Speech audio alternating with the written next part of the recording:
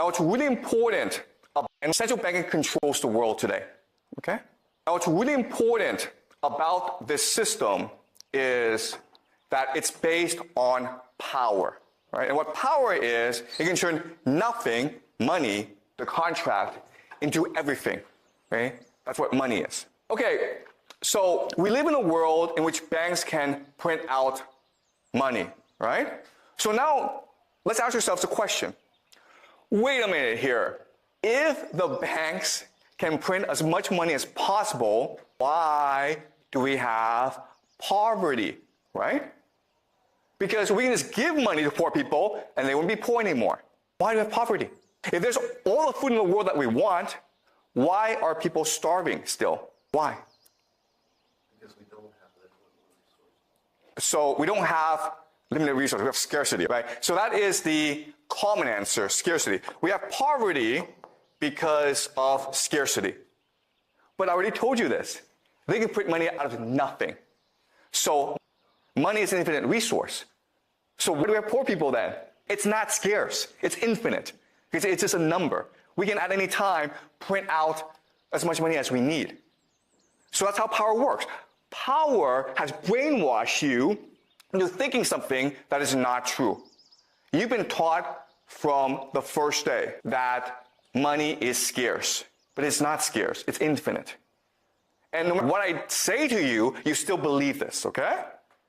So you have to get that out of your head. Money is not scarce, it is infinite. So let's go back to the question. Why is there poverty in this world? Why do people starve? Why is there inequality in this world? Why are there poor people? Why are there rich people? The one who has the power don't want everyone to share the same there. Because we don't want people to all have money. The powerful people don't want that. That's exactly the answer. And why? Because otherwise, no one would work. Do you understand? The point of putting money is not to give you money. The point of putting money is to create the illusion that money is valuable, and therefore you work hard in order to obtain it. But in order for me to make you want to get money, I need to create artificial misery. You understand, right? If there weren't poor people, you wouldn't want to be rich. It's only because you see people suffer that you would want to go make money for yourself. Your parents tell you, work hard in school, make a lot of money. Otherwise, you're going to end up like a poor person, right? Well, guess what? If there are no poor people, your parents couldn't say that to you. And you wouldn't want to work hard in school, right? That's why we have poverty.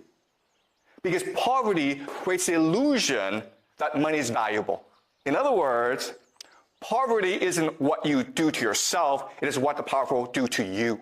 Okay? It's only because you believe that there's scarcity in the world and that you must work hard to obtain wealth that you do any work. Do you understand this? So this world that we live in, it's a complete illusion created by central banking in order to make us work as hard as possible. Because the real value is not money. The real value is the work we do.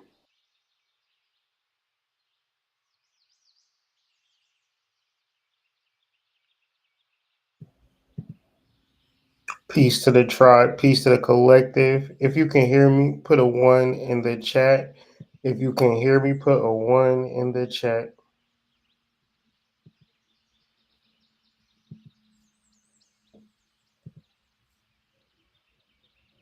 Appreciate you guys so very much. Once again, if my voice is coming through, I know it's a hell of a delay. If my voice is coming through, can I put a 1 in the chat? The last couple of times I tried to go live, y'all haven't been able to hear me once I've unmuted. So just want to make sure I'm heard.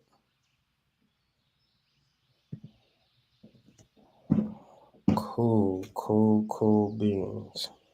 So this week, going to get back to some astrology, get back to some metaphysics on this channel. My goal is to do a video every day. But with that being said, today's video is going to be a setup for the rest of the week in reference to what I'm going to be talking about, and just to get familiar with my style of doing videos, which is going to be very in depth. The reason why I'm saying that is because I was listening to my old videos, a few of my old videos, I would say, and I don't really listen to myself a lot. And when I did listen to myself, it was like, I was proud of myself. Like, and I kind of really heard myself, and I really understood what I was saying. And for me, it's like this is how I really look at things, and I look at things very deep, and I make a lot of connections, and I really understand patterns. And because I'm a father and trying to operate and run a business, I generally get caught up in that thing right there. And so when it comes to doing content, I can go in and out and somehow lose direction. So with that being said, like, and just like brainstorming, and of course doing some form of like psychedelic cleansing, and it's my birthday, so I've been very reflective and just like saying, okay, this is what I want to do, and this is how I want to deliver content based upon who I am and what I want to talk about. And with that being said, to me, it's a lot of value in that, but the consistency and the direction of this channel and what I'm trying to do and who I'm attempting to communicate is going to be very clear, and I'm very excited about it. So with all of that being said, today we're going to like lead up to more of the metaphysical spiritual aspects that I feel that we need to really tap into and understand as a collective. Me being the 11th house sun, I identify with the collective a lot more than I identify with the individual self. And I'm also benefited when I engage in the 11th house. Since the sun is presently in my 11th house, I tend to be a lot more social. So, with that being said, you know, I'm just riding the waves, right? Dealing with the influences of the celestial and then applying it because it's beneficial to, for me, whatever I'm going through on a personal level is like sometimes it's a lot. And then trying to correlate that to what I'm actually passionate about, what I love, it's like sometimes people around me they might feel like damn da da da, but what I'm trying to help everybody understand is that it's more beneficial if I personally do what I love to do, because that way we make more money, and we're able to do the things that we want to do as a family. Now if I'm emotionally and mentally and physically involved at all points in between, which as a father sometimes you need to be that, right? Because you got to be fluid in this particular thing we call parenthood. um I still need to come back to this and deal with the collective that reside in my 11th house, because it's not like who I've been doing this YouTube channel, but it's who I've been my whole entire life, and really centering in it and honing it.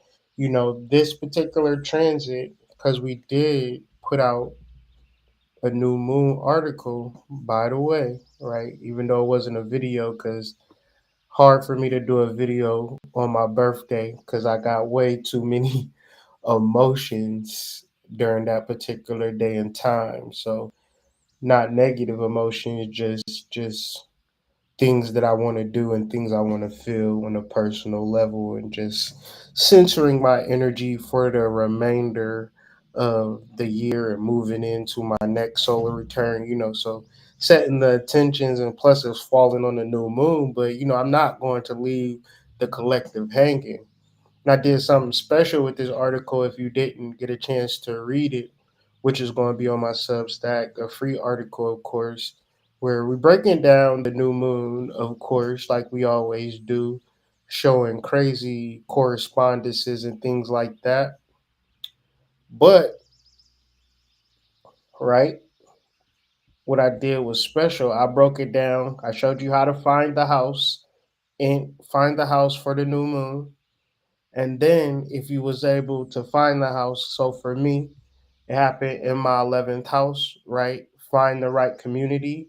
If you have to fight for a place at the table, seek another table or create your own, be a leader for your family and as ancestors, you are the general curse breaker. So, say for instance, I was like, ooh, this is good. I want to get more into it. You can click that actual house, and it's going to lead you to another page where it gets a little bit deeper, and it helps me like deal with the intention, because new moons are a time to set intentions over these next 28 days. And for me, since it fell in my 11th house, strengthen my role in the community by aligning with those who honor your vision. So once a week throughout this particular period, reflect on whether the communities or the people that I'm dealing with are uplifting me or not, and then taking some personal accountability, taking actions to deepen that connection with the people that I call my soul family or soul tribe. So, with all of that being said, you know, I'm just trying to deliver just, deeper aesthetics when it comes to astrology. And I plan on doing that with everything that I do, as far as astrology, refine it to the particular house. Tomorrow, I'm doing a video on Sun Square Uranus, and therefore, I'm going to be highlighting if the sun is going to be in your fourth house, then Uranus is going to be in your first house. And so you can be able to see the tension that is in yourself, in your home, right? It's a natural tension for all people when it comes to their fourth house and their first house, in their fourth house and their seventh house, in their fourth house and their 10th house. So this is yourself, your home, your relationships, and your career. None of that falls in perfect order for nobody. Right? Astrology shows you that. But if you think like you're a outlier and you don't study your chart, you're going to be on the outside looking in. And so I'm just saying all of that to say, check out this last new moon and Leo article if you haven't already. Figure out what house it is in your chart so you can set these intentions over these next 2 to 4 weeks, however you play it, so you can live an intentional lifestyle versus just taking it day for day and then reflecting on not having any direction or seeking direction from other people, when it is your soul that wants to help you and bring you into another dimension. And that is what I'm hoping to unlock and uncover throughout this week on this channel, is truly unlocking the soul, so that the soul is speaking to you and guiding you in a way that you are able to create your life in the ways for which your soul has already ordained and set out for you. Is more of just simply aligning and walking to a path that is filled with abundance, that is filled with prosperity. And these are the things that I've been working through. I've had some angelic transmissions from, as I'm saying it, is a purple light showing because with between me and Saint Germain, and really trying to understand this financial piece, this abundance piece, and um understanding the system is assisting me in understanding the metaphysics. So that's what I'm going to talk about. This is going to be much like a video essay that is not going to be a simple 60-second TikTok conversation. Like, if that's what you need, TikTok is always there, Reels is always there. But I find that those mediums of information really fuck with my brain. So like, it's like sometimes you got to sit back and understand how different patterns and different dots connect so you can see the whole picture, right? And then some people might see the finished work and say, "Oh, this picture is that." And that's just the type of person they are. I'm the type of person that wants to know, right? Cuz this morning had a plumbing emergency to the point where I got to lift the toilet off the goddamn ground and like figure it out because like I done had so many plumbing situations that I literally know how to fucking do plumbing and shit. Like, it's just crazy. So I'm saying that all to say, like, if I never had these experiences with having to solve plumbing conundrums, then I wouldn't even know how to solve the problem that I'm dealing with today. So when we talk about spiritual development, when we talk about spiritual knowledge, it's okay to like sit back and listen to long form content in the development of it, because like that's what meditation is, that's what relaxation is, that's what being one with your soul is. It's a long form content, it's not a TikTok short. You know what I mean? But anyways, the actual conversation that I'm going to be having with you is the ultimate paradox, that if you are on one side or the other, or even if you was poor became rich or rich became poor, um, many people have not been able to solve this paradox in a way to whereas we must answer for those who have not, to a very small degree. And I'll highlight this. Well, I'll just explain it. So there is a $1 trillion budget for defense. There's also I think it's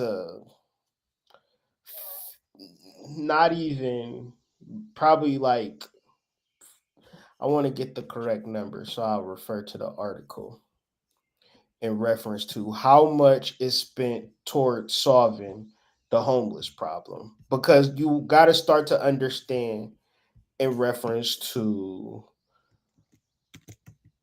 solving problems, people can make choices. So $10 billion federal funding is spent worldwide to solve homeless problems, which 1 trillion is solved is sent for the United States national defense budget. So think about that in comparison, right? 1 trillion is 999 billion. When it comes to the allocation of funds to solve homelessness in this country, it's 10 billion, quote unquote, because I'm sure a lot of that 10 billion is going to federal employees that have to then institute and all this type of, political jargon rigmarole. So the ultimate answer to this particular paradox is that if people wanted to solve the problem, they could. And the fact that the problem exists is how certain people want it to be. So, therefore, when you are feeling like it's your fault that you are poor, right? And I'm not going to avoid accountability. I'm just trying to explain a paradox. It's not your fault that you are poor because the system could very well set up where whenever you run out of money, you could get refilled at a money filling station. But the people that are in power do not think like that. They don't think like everybody deserves abundance and prosperity. Because when it comes to allocating funds, they're very specific on who they allocate funds to. So when we are acknowledging and having public discourse with politicians and the wealthy class, the reason that they are that is because the other class is them, like the paradox has to exist in reference to a contrarian nature. And this particular paradox exists in this country not because it has to, because there are people that want it to be. And it is perpetuated at a mass level throughout the whole entire country. The system is set. So if you know this and you are a spiritual being and you have managed to get out of said negative situation, the goal is not to exist in gangster's paradise with Coolio. The goal is to set up institution, foundation, nonprofit, for profit, ways to grab and pull people out of said environment. As many people as we can, because guess what? We're not going to change the system. There are going to be some of us, there are going to be some of us that are able to make it out of the ghetto, out of the hood. But that's like being on a seesaw and figuring out what side of the seesaw you're going to be on, right? Of course, I'm going to be up because up is better than down. But now you up and you can't come down. So we're talking about mental health, emotional health, and spiritual health. Most people are cut off.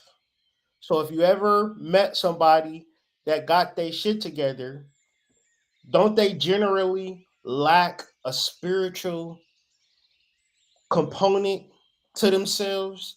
Don't they generally lack an emotional connectivity to them? They're more just like, all right, I can't fuck with you because this brokenness is going to rub off on me. So I'm going to go back to my box, go to Lululemon first, go to Starbucks next, put it in my Stanley cup, hop up into my Audi and drive home because up is better than down. But once again, we are not at soul dualistic at soul. We are one at soul.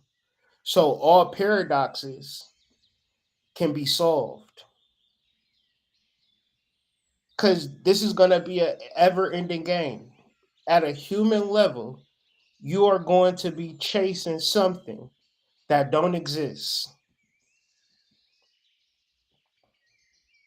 So part of this is learning how to step back and figure out how to implement different systems.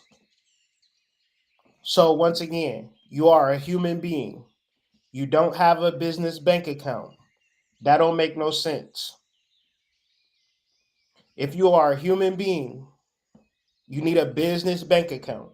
So therefore, you got to start an LLC. You don't need to make no money to start an LLC. You get an LLC, you register that LLC, you get an EIN number.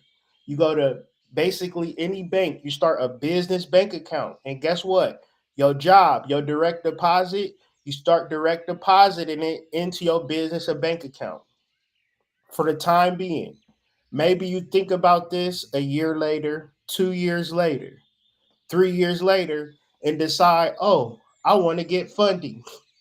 Guess what? You have been exercising and working through this business bank account for the past 3 to 6 years or 3 to 6 months, however you play it.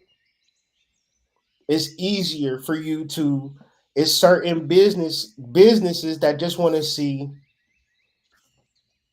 everyday transactions. So that's going to help you because once again, you're trying to figure out how to make money limitless or infinite in your life because that's actually how it is. When you are poor, it's not that you are poor because you did something wrong. You're poor because you don't understand how your soul can give you an idea, and now you have an interface called a phone or a tablet or a laptop to take that idea from your soul and monetize it while you work, while you do DoorDash, while you doing OnlyFans, while you doing the foot sales, the foot fetishes. Because this is 2025. The old way ain't going to work. So the new way, people don't know the new way. But the new way is the old way. Because the old way I've been working for a billion years. It's this quasi new way, post social media content, right? Like exists on social media and the internet and all this shit. Like that's kind of like it's like you can start to see how it's a road to nowhere. So then you got to figure out, well, what was motherfuckers doing before all of this fake artificial intelligence information have flooded and poisoned people's brains? It's called the mycelial network. That's been always the get down. That's always the true download. That's always going to reveal the pattern. That's always going to give you the solution. That's always going to give you the connection to the knowledge that you're going to need. And and the more you deal with the tech, the more you get serious with the tech, the more it's going to let you down. Because the tech is the Wizard of Oz, right? It's the yellow brick road, and everybody is going to off to meet the wizard. And then when you get there, it's a little white man who never got no pussy. Y'all got to really start thinking about this thing from the fact that the system is falling. But that's a good thing because your energy is rising. But now we have to begin to have communications as if we're no longer just going to rely on the surface. We're going to go deeper, connect to the mycelial network, get real knowledge that can be applied, that we can begin to understand. Because guess what? The shit have always been what it's always been. So you either going to look at it from you are a sovereign, you are a government, you are an institution, you are a business, or you gonna look at it as a human that ain't got no money, that need a job, that need to get motherfuckers to give you a pay stub. All of these particular systems, you got to get your credit score up. All of these particular systems, they have a individual system, then they got a business system, at the same bank. So you gotta think, like, do you need somebody to do a business with? No, you can do a business by yourself. Do you need to sell nothing? No. If you go to work and you get paid, you are business. You traded your time for money. Now, then what you begin to do is you gonna have to start looking at your finances and figuring out your budget. Like, oh, I spend too much doing this, or I'm wasting my time doing that. I'm doing too much eating. I'm doing too much partying. And now you got to start thinking like, if I'm going to live 10 years from now, I can have unlimited finances, do whatever I want to do, or I can keep on this perpetual circle. Because the paradox is this: how can there be poor people and there be infinite money? If you don't solve that within your personal life, within your family's life, then you'll never solve it. That paradox is actually solved within the actual sentence. If there's infinite money, how can there be poor people? They're only poor people if they don't understand that there are infinite money and the ways to tap into it. So whose responsibility is it? Donald Trump's responsibility to tell you to tap into the paradigm of infinite money. Is it your mayor's job? Is it your councilman's job? Is it your mom? Whose job is it for you to tap into infinite money paradigm? So the paradox to me solves itself. A paradox is a statement seemingly absurd yet really true. How is there infinite money but poor people? Well, if we talking about our disabled and our mentally disabled, physically disabled, niggas need to step up and support them. Cause what the fuck they gonna do? Get a job and they can't walk, they can't think.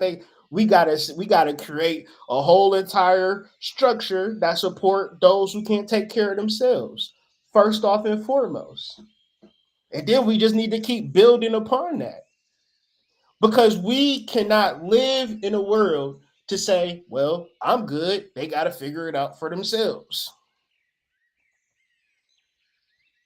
Because even within the paradox, it also is implicated because, the sun is in Leo, whole sign astrology. Shout out to Sister Myra.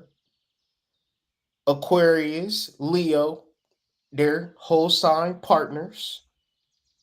So, in reference to the particular time, this time is in reference to the collective in some form or some fashion, as much as you seem to be going through.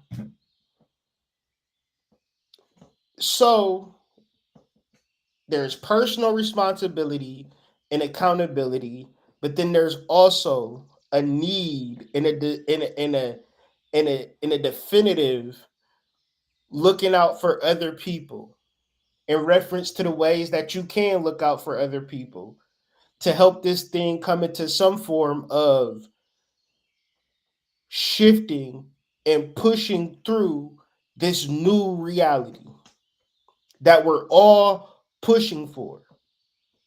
And there has to be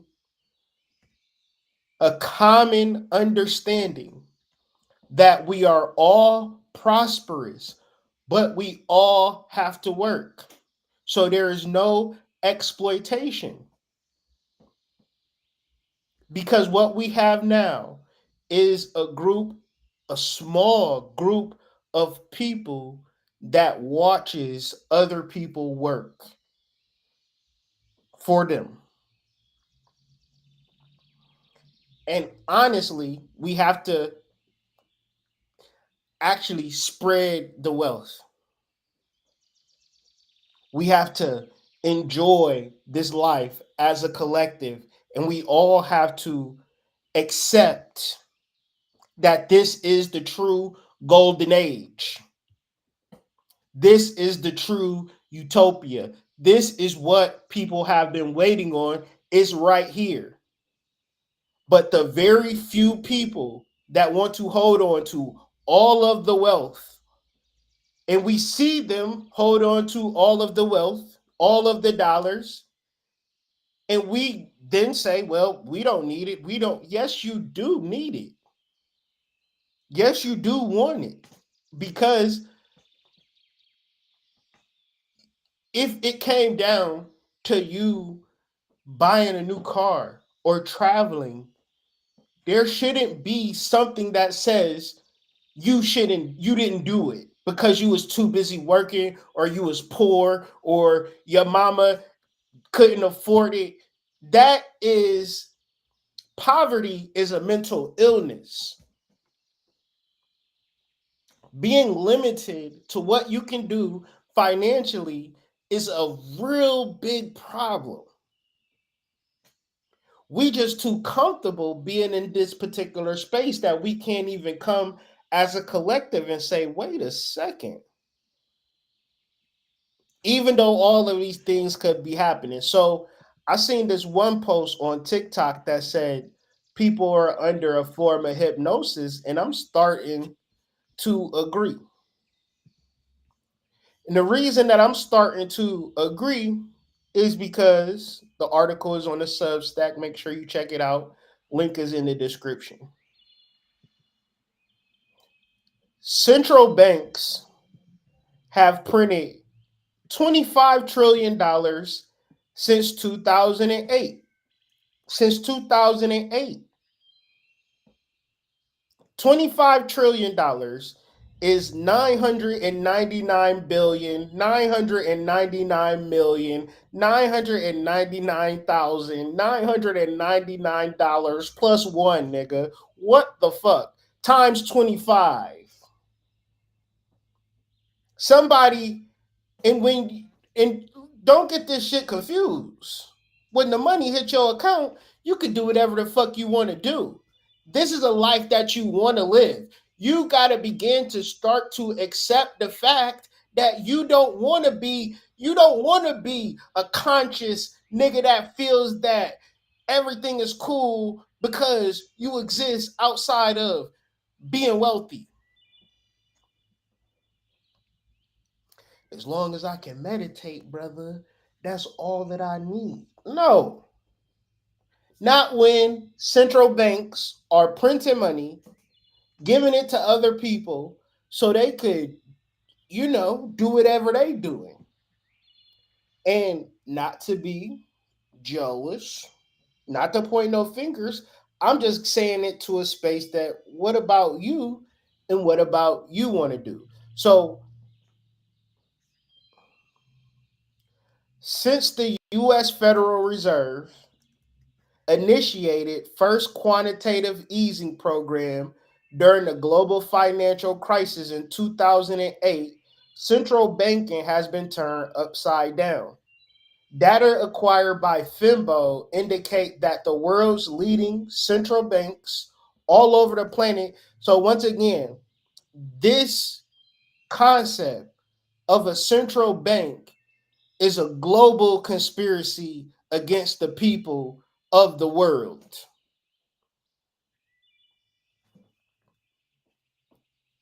Because it's not about whether or not they could be fair or human beings could live harmoniously in this world and have more than enough.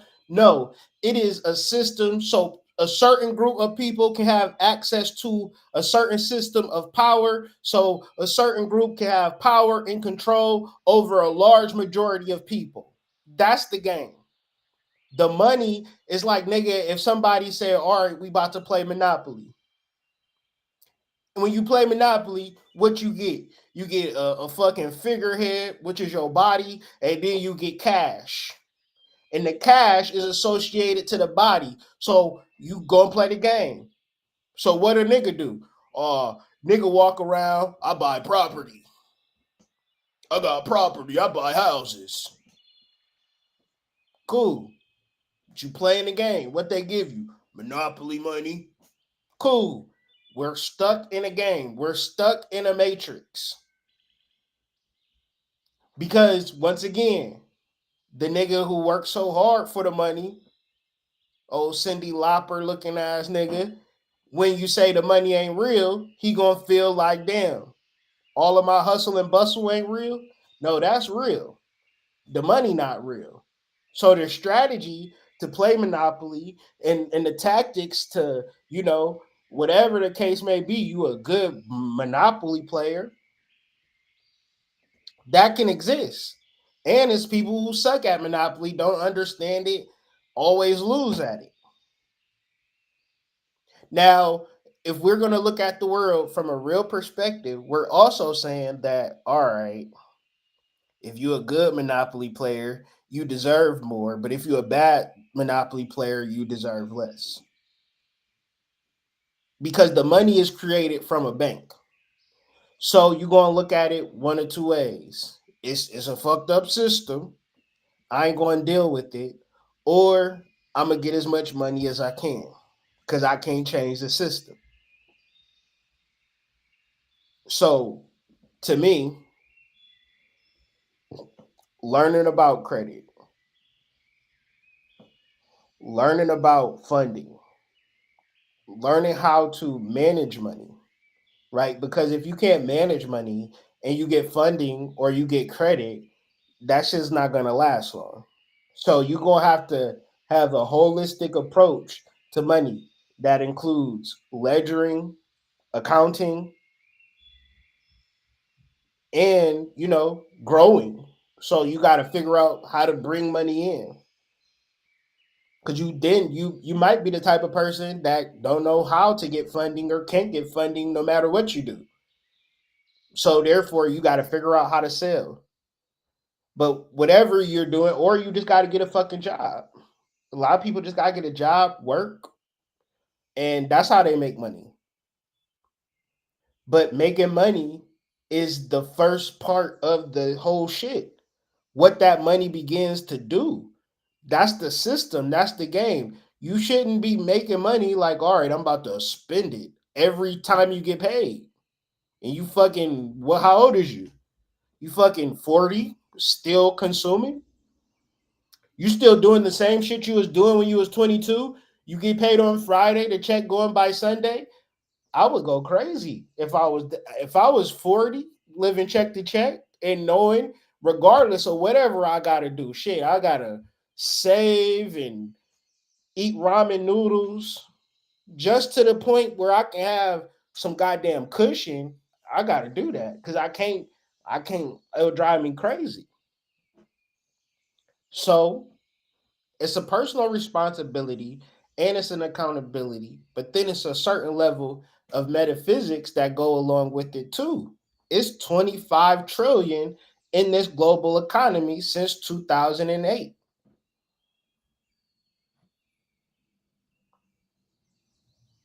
So, with that being said, how do you touch it?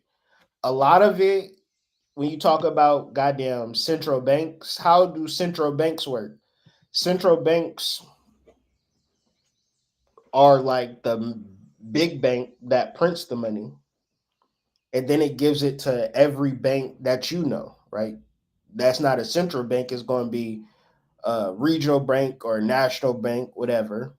And so they just have money and they giving out loans, they giving out grant money, they giving out all types of shit. It's just this worldwide sense of unlimitedness as long as certain people agree to be poor.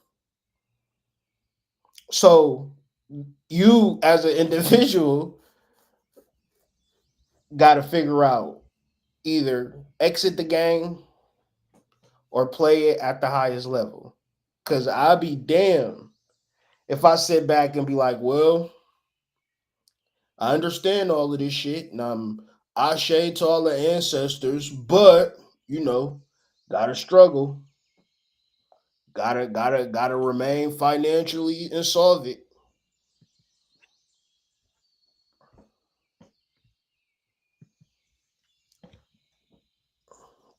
Cause my larger view is just topple the whole entire system. and remove poverty out of the equation when it comes to people in this country because it can be done. Since 1990, more than 1 billion people have been lifted out of poverty. So you would think, am I part of that 1 billion? If you are, you know what I'm saying? I'm not saying everybody is impoverished. And it don't even got really much to do with poverty than it has to do with being a working class citizen versus being a wealth class citizen.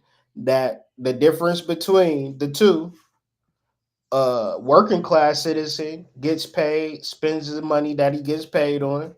A wealthy class citizen does business all the time. However you do, every day you just trying to do business. So you own a business and then you employ people. You see how that works? Imagine you don't got a job, but you create a business and you hire people that work for you. Think about that shit.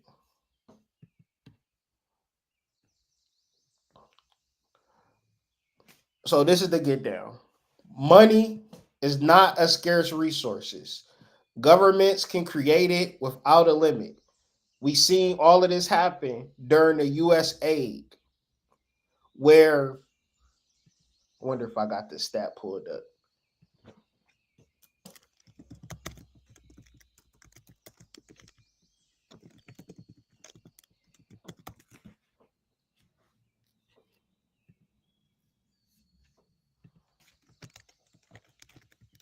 The government give out grants.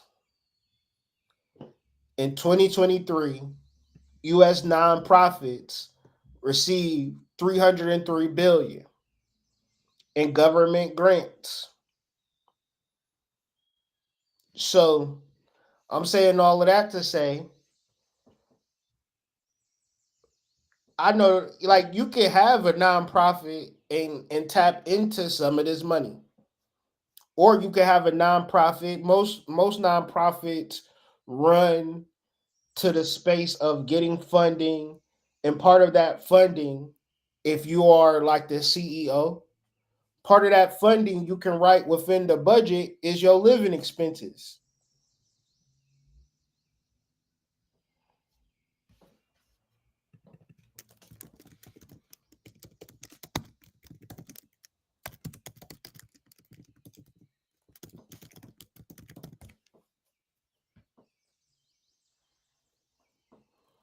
Yes, nonprofit organizations can allocate living expenses such as salaries, benefits, and even certain housing costs if they are considered reasonable compensation for staff and directly support the organization's mission or operations with clear, justifiable allocation methods for the specific funding source. So, what we're always talking about when it comes to money is time and energy.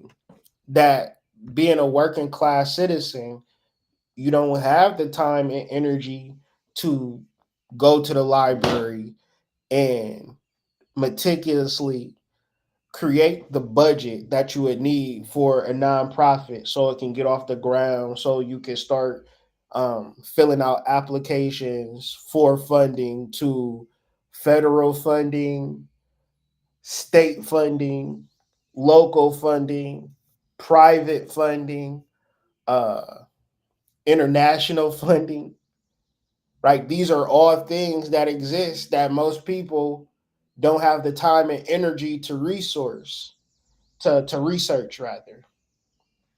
And me, I used to work on a 501c3 board and was a 501c3 manager.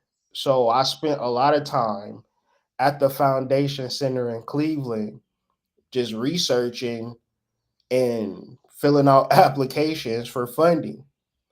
You know what I'm saying? So and getting acceptance letters, receiving thousands of dollars. You know what I'm saying?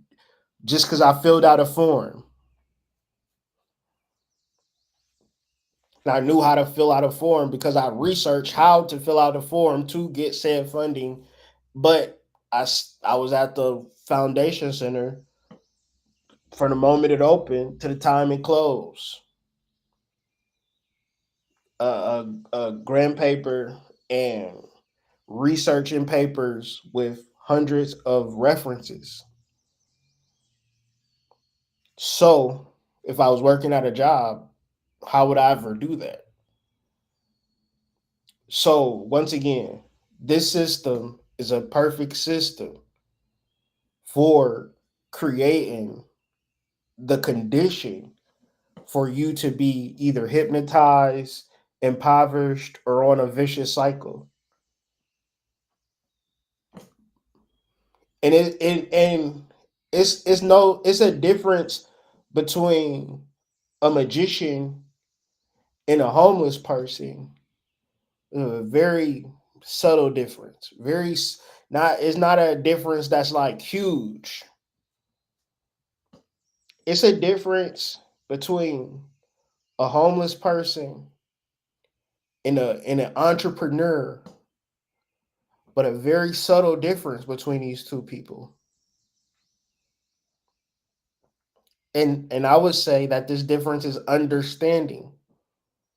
Understanding that every day trillions of dollars flow through financial markets. Now, what does this mean to me? Setting up a store, setting up a business, setting up a nonprofit, and tapping into those streams in your community, on the internet. Is just money streaming through. If you don't have a way to capture a stream of income to bring some of that money into you, whether we're talking about leverage trading, forex, crypto, stock, trillions of dollars flow through the financial markets. Now, the issue is not poor versus rich. The issue is mindset of the individual that says I'm going to tap into it because it's available versus I can't tap into it because I'm not worthy. I'm too black, I'm too fat, I'm too ugly, I'm too this, I'm too that, I'm too dumb. I read at a third grade level. Not all the time, but sometimes a girl have seen me and went, ew, what are you doing here? Who invited you? But still I rise, still I rise, still I rise. Great God Almighty, still I rise. Because we're existing within a paradox. Trillions of dollars flow through financial markets every single day, yet millions of families struggle to meet basic needs.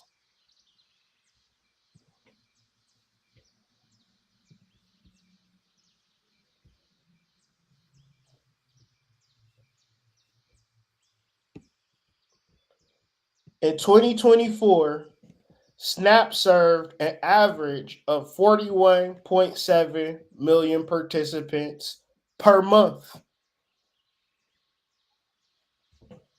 Federal SNAP spending totaled 99.8 billion. And for those conservatives, don't get your panties in a bunch because the first thing you're going to say is, oh, you're using my tax money for this. For one, you could file exempt. And for two, all this money is being created out of thin air. They giving you a damn card and they putting numbers on the goddamn card. Let's be honest. Nobody is doing bookkeeping down at the goddamn federal government. They write in blank checks. And even though SNAP gave out $99.8 billion to help kids from not fucking starving to death, it still don't equate to the amount of money that they gave to defense, 1 trillion, or to goddamn nonprofits, 303 billion. So when it comes to the government and what they can or can't do, all them niggas do is write blank checks. So if they picking and choosing who they're gonna write and give blank checks to, then the idea then is just simply this. I want to be one of those people that they write blank checks to. Or not. Don't say that they ain't gonna write a blank check, because they for sure will. And don't say, oh, they taking our tax money, because we don't even pay enough in taxes in reference to government spending. Because guess where this country is at? Guess where this country is at?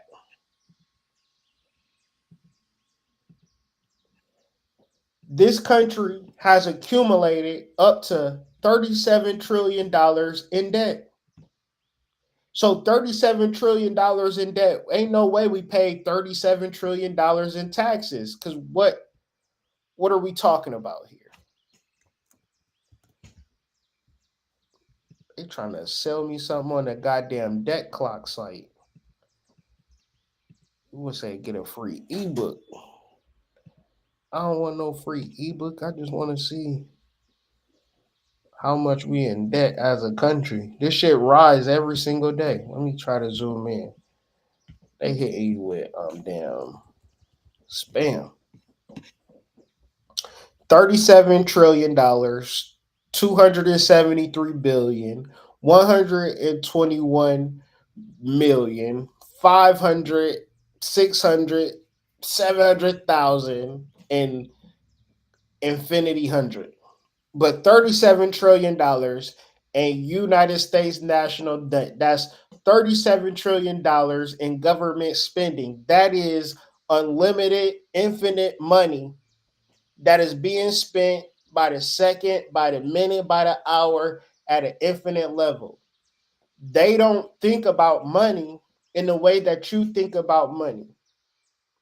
So you either going to think about money in the way that you think about money, or you going to think about money in the way that the United States government think about money, and it's infinite. It's an endless amount of money that can be printed, that can be produced, that can be accessed, and this is just a mindset shift. The mindset shift is either I don't have enough, I'll never have enough, I have to work so hard to get it, and if I don't get it, I'll never have it. And what if I'm going to leave for my family? And you think about this shit all day. That's your mindset. Your mindset have been given to you. You go to school. School is only a government training program. When I have to learn some shit, if I had to wake up, take a shower, get dressed, get fresh. Think about the girl that liked me in fucking 3rd grade, 5th grade, 7th grade, little Shanae's fast ass.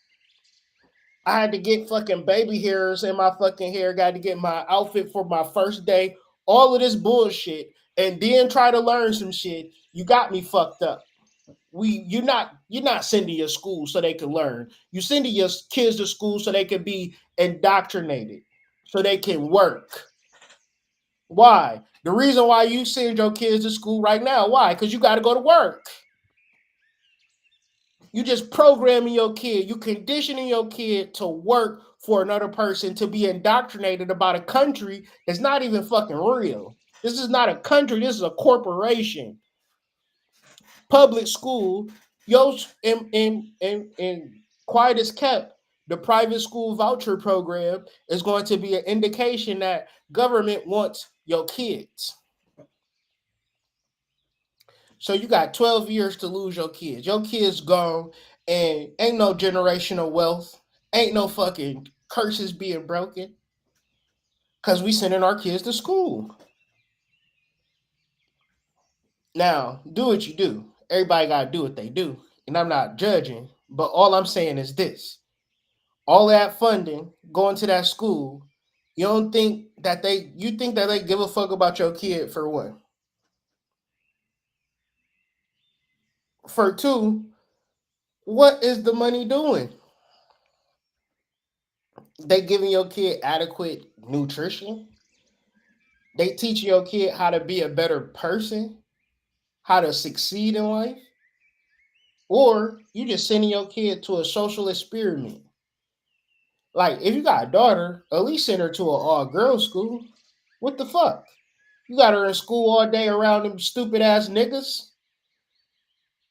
Little adolescent boys. You just at work, like da da da da da. What you wanted? Oh, I filed those papers on Tuesday, and I'm gonna send those memos out at ASAP. We got a meeting at 7:00. Like, what the fuck? Your daughter is at school. She's learning. She ain't learning shit. She being indoctrinated. She being hypnotized into what? This country manifest destiny had to. It came to this country. It just wasn't nobody here, and they just created the city and town. No, they didn't kill your ancestors. Get that out your mind. And when you like get out of school and you think you know everything you need to know, of course not. You got to keep fucking learning. What the fuck you gonna stop learning for? What position of life had you get to where say, oh, I'm done learning? Only way you feel like that because your dumb ass went to school. You don't got no books in your house. You don't even read ebooks. You be scrolling on fucking social media, not learning shit, and then existing in emotional vortex. They don't know what I'm about to do. Learn a new skill. Monetize skills that you already have. Share your knowledge. Get some knowledge. Take time out the day. You ain't got no job, you ain't got no money, go to the library, get a book, get a notebook, start writing, start learning, start applying while you can. Sooner or later, you're going to go to libraries, they ain't even gonna have no books because niggas don't read books. Niggas don't even care. So, I'm saying all of this to say, ain't shit to do about taxes, ain't shit to do about what you contribute into this government, because this government do whatever the fuck it want. It print money and it give money to those who knows how to ask nicely. Motherfuckers don't want to figure out the ways in which to exist in the grant getting space, in the federal funding space. They don't want to sit and learn. They don't want to go to the library. They don't want to come together. But y'all niggas got together this summer for a fucking cookout. Y'all got together for a party. Oh, we having such and such birthday party at such and such club. Pull up. We wearing all white. But when it came to getting funding from the government, which you can't do, you can do it by yourself, but it's much easier if you 2 to 3 people are working on a specific project or more to cover all bases.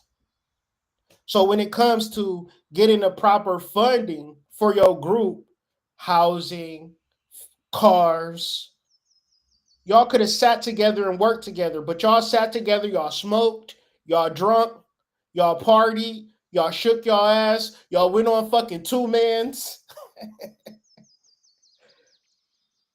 Y'all sat and fucking watched that goddamn Netflix. But y'all didn't ever go to the library and learn how to get fucking federal grant money for a business that y'all didn't even create yet because y'all didn't even put yourselves in a position. But then who the fuck can we actually sit here and blame why the rich get richer and the poor don't get a motherfucking thing? When there's nothing stopping you from going to LLC, open it. Ain't nobody that you can go. They don't care if you went to college, you black, you white. You could have just got a train ran on you last night, and you could go start a fucking LLC today. Secretary of State, fill out the paperwork, you get in it. They're not going to say you black. And LLC, you can file it with the IRS, turn it into a corporation, and therefore, when you are filing for credit reports, they're not going to check your own personal credit. By law, they can't do it once you fill out, I think it's 1043, I think, but don't, I ain't no damn expert, and this ain't financial advice at all.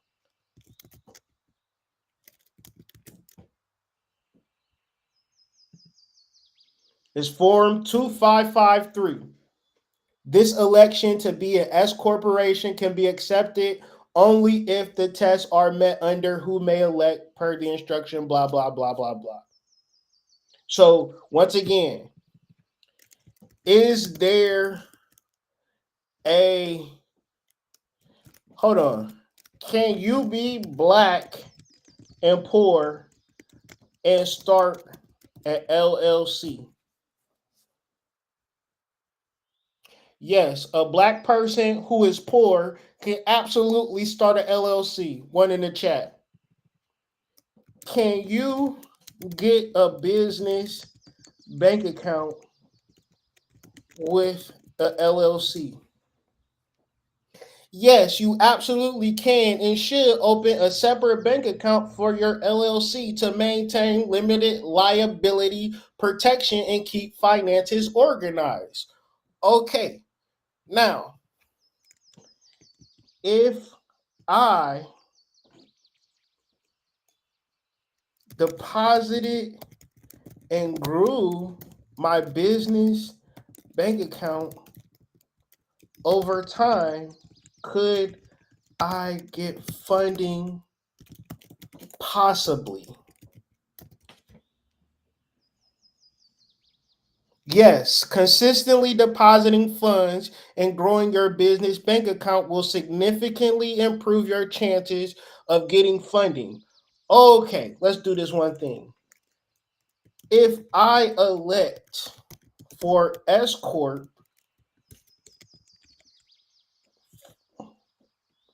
filings for my LLC,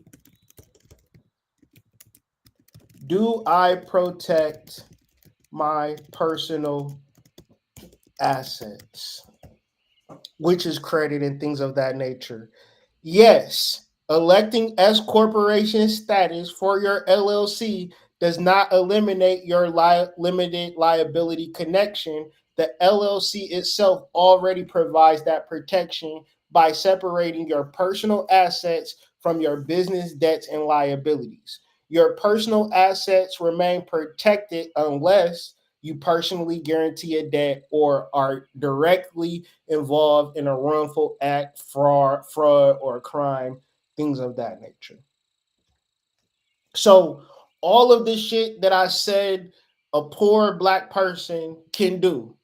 But the problem and the issue is we too stuck in our ways or too under a deep hypnosis to do something worthwhile. We rather not, right? So I'm saying with the sun and Leo, your kids getting back to school, you should start thinking about your life in a serious manner and get your shit together and stop living check to check, paycheck to paycheck, things of that nature. It's time to separate yourself from this class of people, or else it's not like I could just just keep working this job. It, it's not to say that the job's not going to be there, because the job is always going to be there. But what we know about jobs is that the job is going to be the job. Meaning, soon as you gone, somebody is getting hired and getting read the employee handbook the next fucking day. So you are not secure in these jobs. They said over 300,000 people black people have got laid off this year.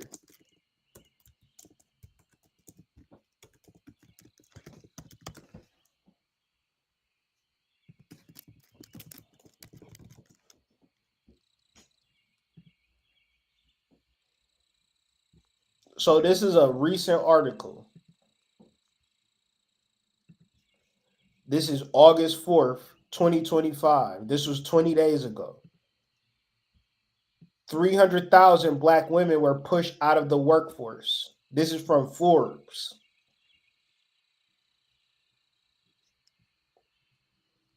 And so one could say that's real fucked up. And it is fucked up. But another part of this is what the fuck is we going to do about it? This is when we start to have the conversation in reference to metaphysics and certain mindset shifts. Because the mindset shift is not going to solve your problems, but the mindset shift puts you in the right direction to where you need to go or you want to go. You don't know what you don't know. You got to give that up to spirit. That's when we start to employ metaphysical concepts to make the proper shifts to where we want to be in life. So, with me, I'm going to make some basic assumptions. Let's first assume that the government can't stop, won't stop printing money, and therefore money is infinite. Let's first assume that the government can't stop, won't stop, take that, can't stop printing money, and therefore money is infinite. Therefore, let's also assume if they're never going to stop printing money, then we need to aim that we make it normal for everybody to be rich. Not some people be rich and some people be poor. Let's burst this bubble of some people being rich. Because if I'm rich and you rich, I'm not going to be mad that you rich. That's my heart. That's my soul. But if you rich and I'm poor and you like, damn, better you than me, that's your heart. That's your soul. And once again, we have not hit Scorpio season yet. We have not hit Libra season yet. So I'm not saying look out for anything or nothing like that. I'm just saying it's a way to go about this shit. Let's assume that we make it normal for everybody to be rich and prosperous. And when we see another person win, we congratulate them. This is a metaphysical mindset shift. What? Because if he rich, then I can be rich, then we all can be rich. So therefore, we have to move away from a capitalistic system that simply exists. Capitalism is wealthy and working class. That's what capitalism is. That's what capitalism is. I said it right the first time. That third grade education be getting me sometimes. I be having to double check myself. So we need to realize that as long as we see money is scarce, we will remain mentally and spiritually constrained. So once again, it's not that we need to work so hard to get the money. We need to get double shifts. We need to get a second job. We need to shift our mindset to be mentally into the space that money is infinite, spiritually aligned, and also willing to do the work necessary to learn the information. Why do I say that? Because if you knew what you needed to know to become the person that you would need to become, you had already been it. Therefore, you don't know. Therefore, you got to put yourself in a space to learn. Therefore, you got to put a specific amount of time you're going to be on social media every single day. Because otherwise, you're going to waste valuable learning time with time you just wasted scrolling and looking at motherfuckers doing shit that you want to do. But you ain't doing it. You too busy scrolling. The fucking social media is for working class people. Clearly. Because we see the wealthy class, they up on there. Hey, I'm on Aspen right now, about to go hit some skis. Wouldn't want to be you, bitch. Peace. Like my video, subscribe. See ya, wouldn't want to be ya.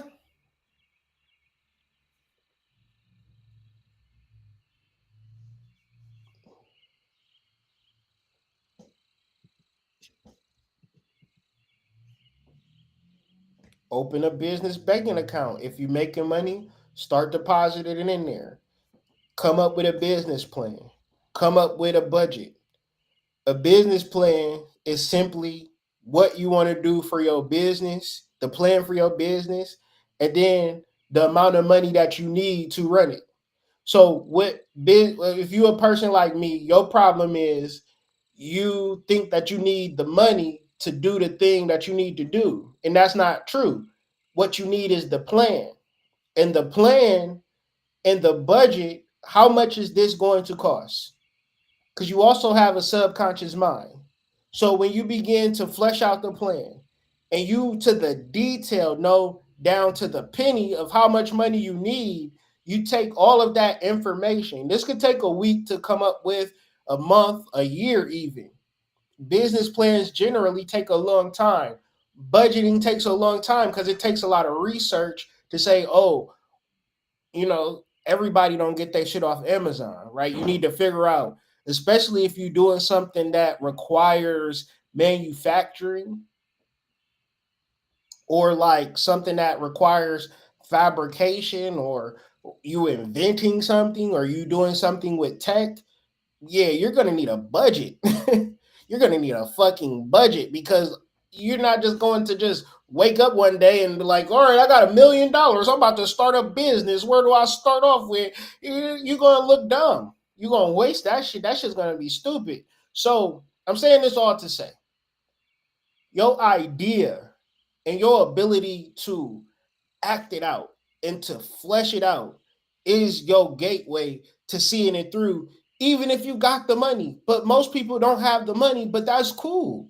Because the budget, if your budget is sound, it's and it's like this. You might get an investor, you might get a loan, and you go to a person and you give them a report that they can't even read, that they got to give to their accountant.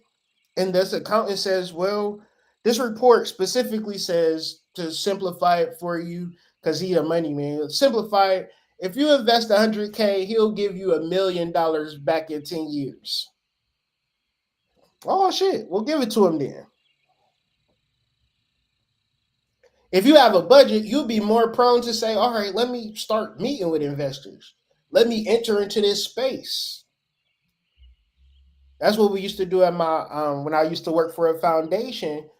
Every day we meeting with investors. And then during we meet investors, we got an 8-hour presentation for their ass.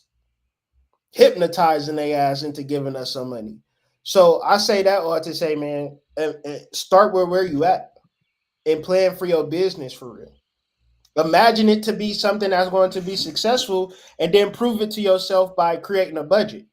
Because what the fuck? So once again, it'll be like, well, I'm just waiting for the money because once I get the money, I'll invest in that. But it's still, you don't have a plan. So it don't matter if you got money. You're going to waste it without a plan, without a system. And generally, nobody going to give you money without a budget. And it's like you could do 90% of the work without no money. And then if somebody do give you the money, you just implement it. And then if it don't work out, you say, well, shit, this is what I did and it didn't work out. All right, cool. No harm, no foul. We tried. I invested $100. I lost it. Cool. Try again. And then you super cold at that point. If you invest and you do it right and you lose, how are you at an advantage to most people? Because you know where you went wrong. Because once again, you're learning from your losses. So wherever you at right now, if you had a whole bunch of losses, guess what? You have a whole bunch of ways for which you have the opportunity to learn and then implement regular basic knowledge that you never really tapped into because you was too busy losing, too busy going off of your path, too busy not understanding this diametrically opposing mindset that you have been ingrained to since you was a kid. Most of us just don't want to be poor. We don't want to be rich Because if we wanted to be rich, guess what? We would be meeting at the library every fucking day till we got that shit. One's in the chat. You wouldn't just be sitting there, what you watching in a movie today? What's on Netflix? What's the new flicks out on the TV screen? You got any new shows you been watching lately? You wouldn't. You would be figuring it out. Because you know the money is there. It's like right there in front of you. You just gotta get it. So once again, like I said, this week we are after a mindset shift. We're going to alter our mindset, and I'm doing astrology. Then I'm opening it up to the Substack, Patreon subscribers, live readings, and pertaining to Sun Square for the rest of the week. We are dealing with mindset shifts and mindset changes. If you want a reading tomorrow, it's going to be morning. So if you're going to be available, be a paid subscriber to the Substack because that's where I'll be sending a link at. So either power is money or money is power. And with that being said, it's not money within itself. It is the knowledge to access the money. And that's not even the final frontier. Right? The final frontier is being able to put your people on in the same way that you was put on. Because there's so many people that have been handed money and they can't help you get shit. So once again, we're outside of, when I say many black men and women chase the bag above all else. Right? They don't think about helping nobody else. And then don't let them get some money. Oh man, they done figured everything out. You can't even talk to a nigga that made money because what they gonna say? Oh, yo, broke ass. Don't talk to me. You ain't never made $1 million before, nigga. So don't talk to me about money. Don't talk to me about shit. You don't know about making money. You can't talk to a nigga that made money for real. He don't even feel like you gonna do something to him. So he gonna make himself be, mysterious and shit. Oh, Clemmy, we having a damn family reunion. Oh, I can't come, man. You know how y'all family be hating on me.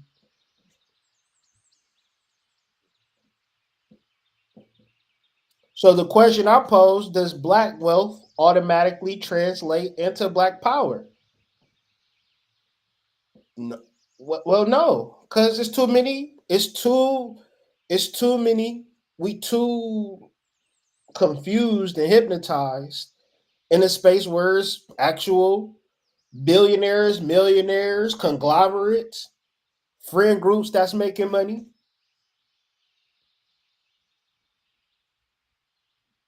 So I'm saying this all to say, if we're not able to be open and honest about what it takes to get it from point A to point B, or maybe we don't know, so we can't tell, but we have to create a worldwide web, consistent web of pouring back into our people. Because that's the only way that we can have a form of black power. And it's not in a space where we picking and choosing and we gatekeeping the things that making us successful. Because right now, after gentrification, after the crack epidemic, after Jim Crow, after civil rights, after this technological hypnotism where everybody got the same hairstyle, everybody got the same body type, everybody got the same mannerisms, everybody wearing the same Fashion Nova. Like, if there is any woke black people in this world, congratulations. Right? You might can make it. But the people, ones in the trap, you ain't cool with the people that you was cool with in 2016, 2017, 2018. You done flipped into a whole new friend group. The niggas that you was so woke with back in the day, they not so woke no more, and they did a whole 180 flip. It's a whole different level of manipulation and hypnotism in our community.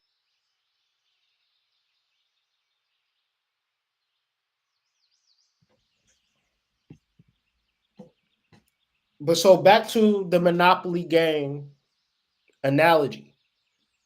Do you want to have a bunch of Monopoly money, or do you want to be the person that creates and controls their financial destiny? Or figuring how to live outside of the system altogether, creating a pipeline to a different country, coast. I mean, you can't really say where can people go where they're not catching him, right? And we'll just constantly live in this world where that's just how it is. Or we could be the generation, we could be the people that actually bring monumentous severe change, because the millennial has yet to come into power. The Generation Z have yet to come into power. We have been dealing with this lack of the inability to create the type of world that we want to live in, because we have been inundated and forced to live in a world that benefited boomers, that benefited Generation X. Millennials have never lived in a world, in a society that benefited them. So therefore, as we come into awakening, as we come into power, we have to actually do something about this system.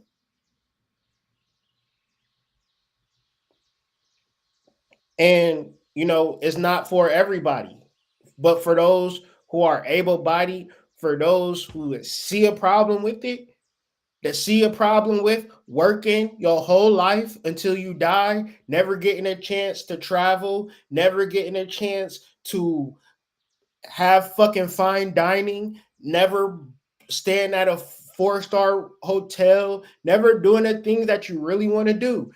Now, that is a disease. That is a poisoning when you are okay with it. When you don't say, fuck it, I'm going to the library on Monday. Fuck it, I'm going signing up for college on Monday. Fuck it, I'm calling my cousins, and instead of drinking, we going to start a fucking tent, and we going to sell fucking barbecue. Fuck it, we going to make pizza. Fuck it, we going to deliver plates. Fuck it, we going to fucking tow cars. We going to start a trucking company. We going to put our money together and rent a fucking van and deliver lumber. Fuck it. We're going to fucking get out of this system, and we're going to work together. Niggas love each other. We love each other, but we don't work together. We don't work together. And we are a class of people now. And this class of people, by default, don't have access to the Federal Reserve. And you say, well, why should they? Other motherfuckers have access to the Federal Reserve. Within the policies of the Federal Reserve, whether it is to give money to Native Americans or to give money to Japanese internment camp survivors, Social Security, these are policies. So certain people have access to perpetual funds so they can live and so they can survive.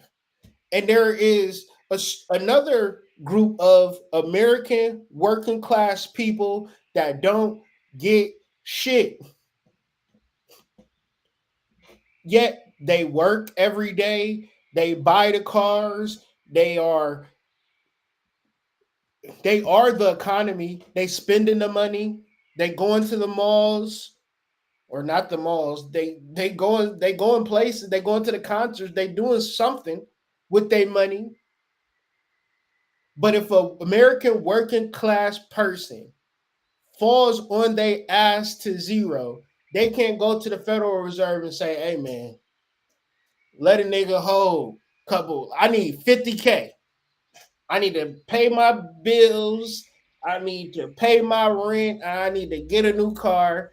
And that's gonna help me get a job or whatever the fuck I'm gonna do. Or it's just gonna help me. Fuck it. I just need 50K and I'm about to get it. I'm buy all on blow. I don't know. You don't have access to the Federal Reserve or its policies. And when it comes to the white boy CEO, he's spending way more than that on blow and on prostitutes. Nobody is saying shit.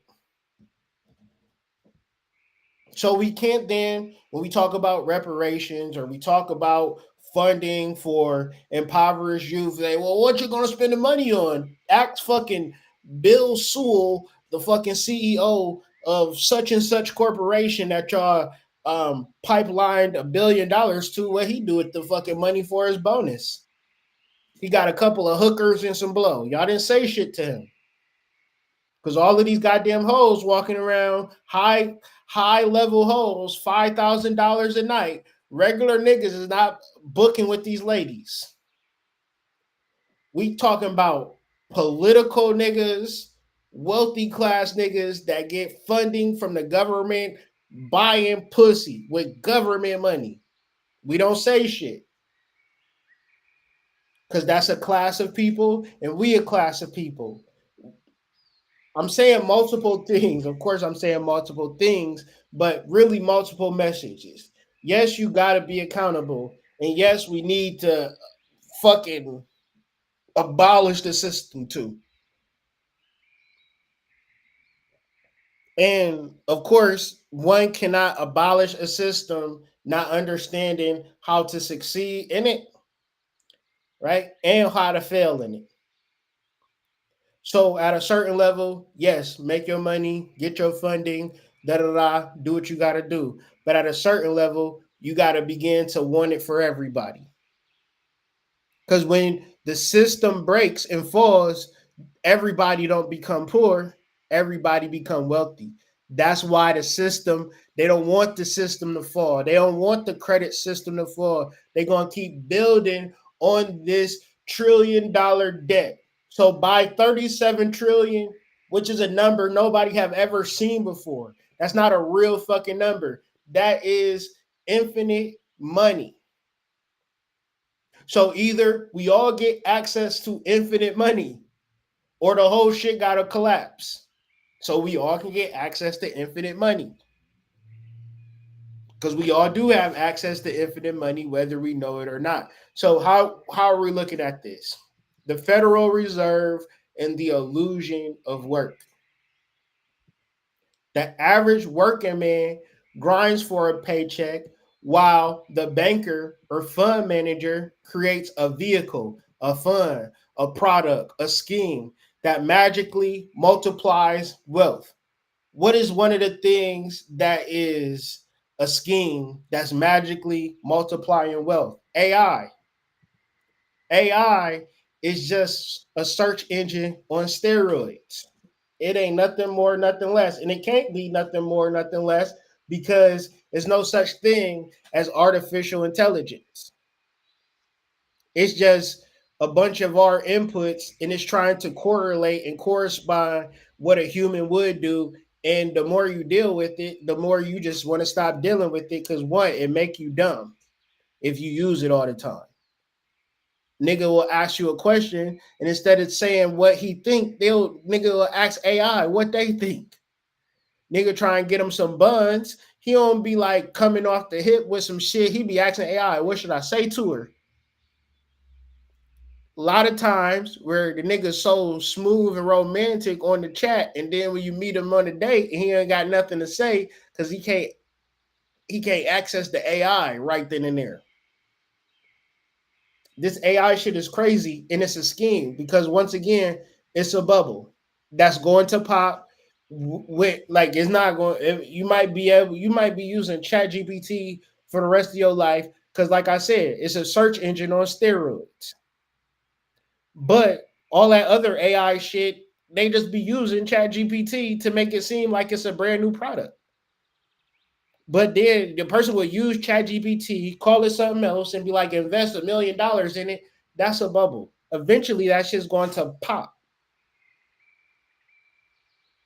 But that don't mean shit. It's so sick. Like, I got a product and I want you to invest $1 million in it. Here you go. That nigga had an idea, had a budget, had a system, and say, yo, you want to fund this or not? Now, this is the wealth class way of looking at how to make money. And so it's all about ideas. It's all about creation. It's all about starting a YouTube channel, starting a Twitter channel, and building up support from people to get behind an idea.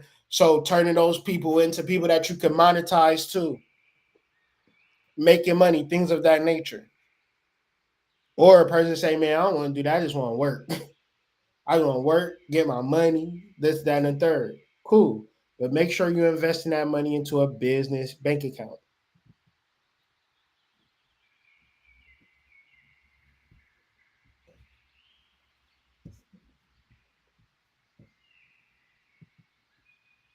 So I'm taking all of, like, I watched this video. I'm gonna play it real quick because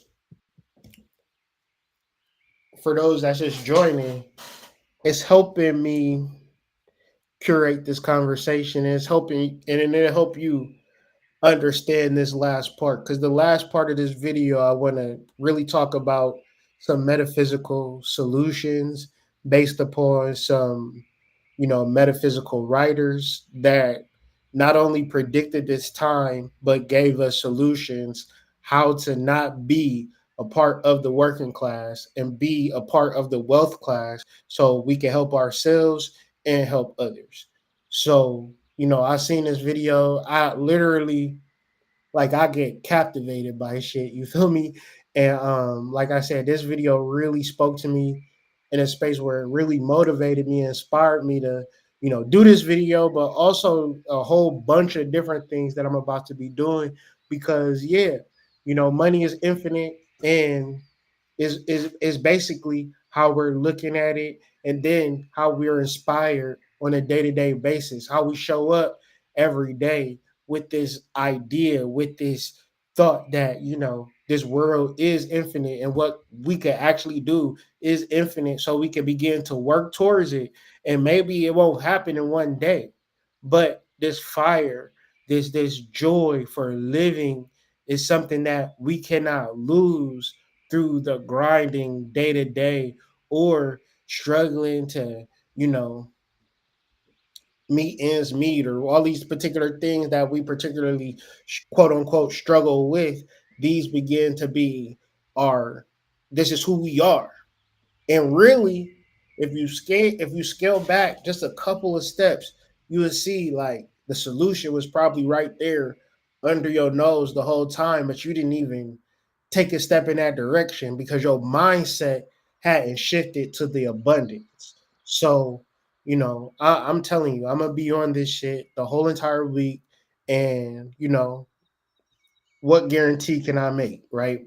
Besides, shifting your mindset, and hopefully those actions that you follow lead you to what you want in life, right? That having a completely alternative mindset might have just had you in some space where you was like, all right, we just gonna watch a movie again, right? And you didn't ever do nothing different. So let me replace this, add a video. And this is just a 3-minute video, and then I'll get back with the metaphysical aspect of how we can tap into this unlimited paradigm that's accessible to everybody. You know what I'm saying? You just have to have that mindset to access it. This is Professor Jing, and he is talking about, if money is infinite, why is there poverty? And central banking controls the world today. Okay?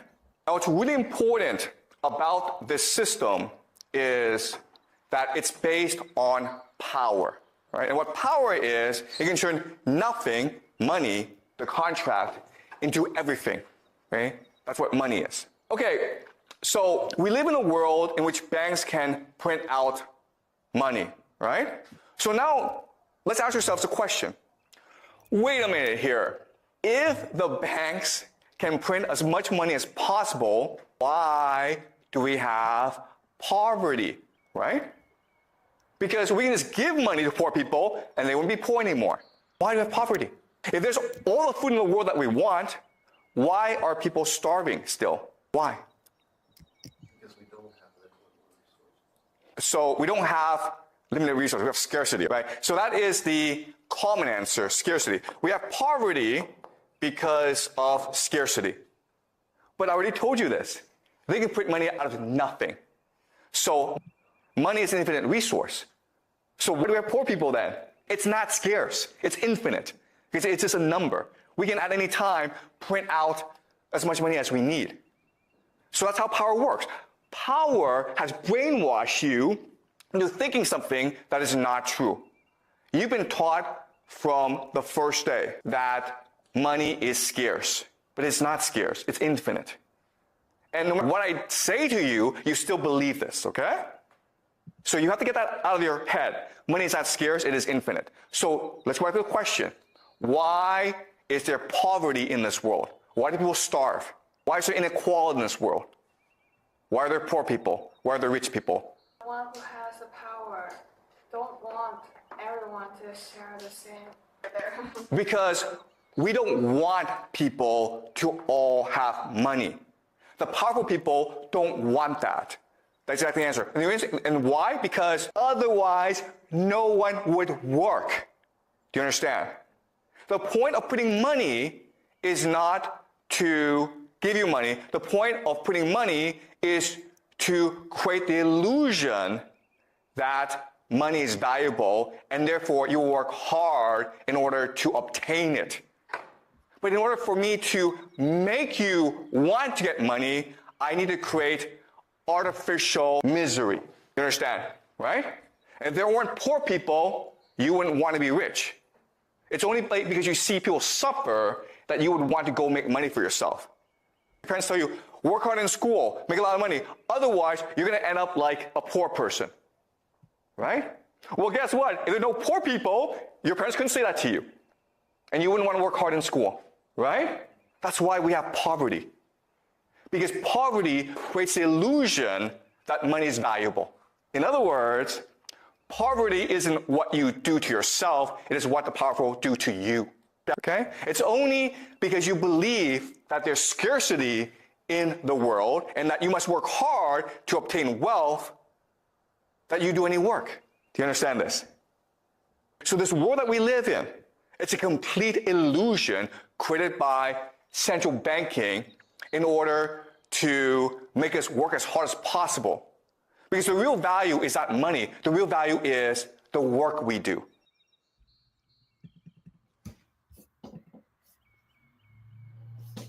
All right. So we are going to deal with two concepts.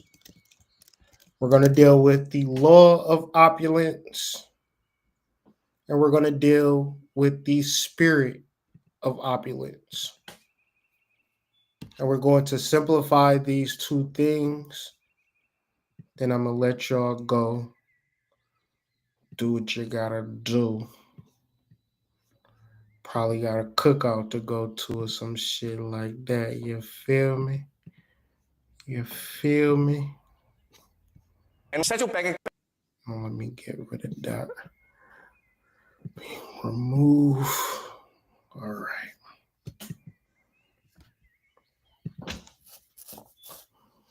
So, The Law of Opulence by Wallace D. Wattles. You can listen to this free on Amazon, or not Amazon, but YouTube, right? Or you can buy the book. It's cheap on Amazon. So we're going to simplify the law of opulence. And another good book by Wallace D. Waddles is The Science of Getting Rich. So these books and what I'm saying is to shift your mindset.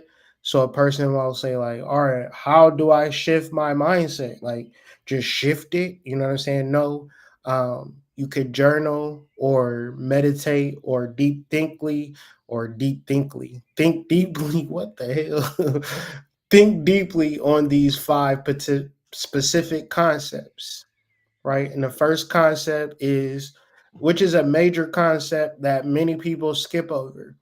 If you are a spiritual person and you have trouble attracting abundance, you are very selfish.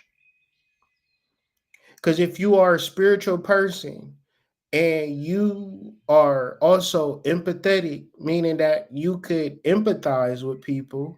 So I don't even want to jump too far. I want this to kind of sit with you a little bit.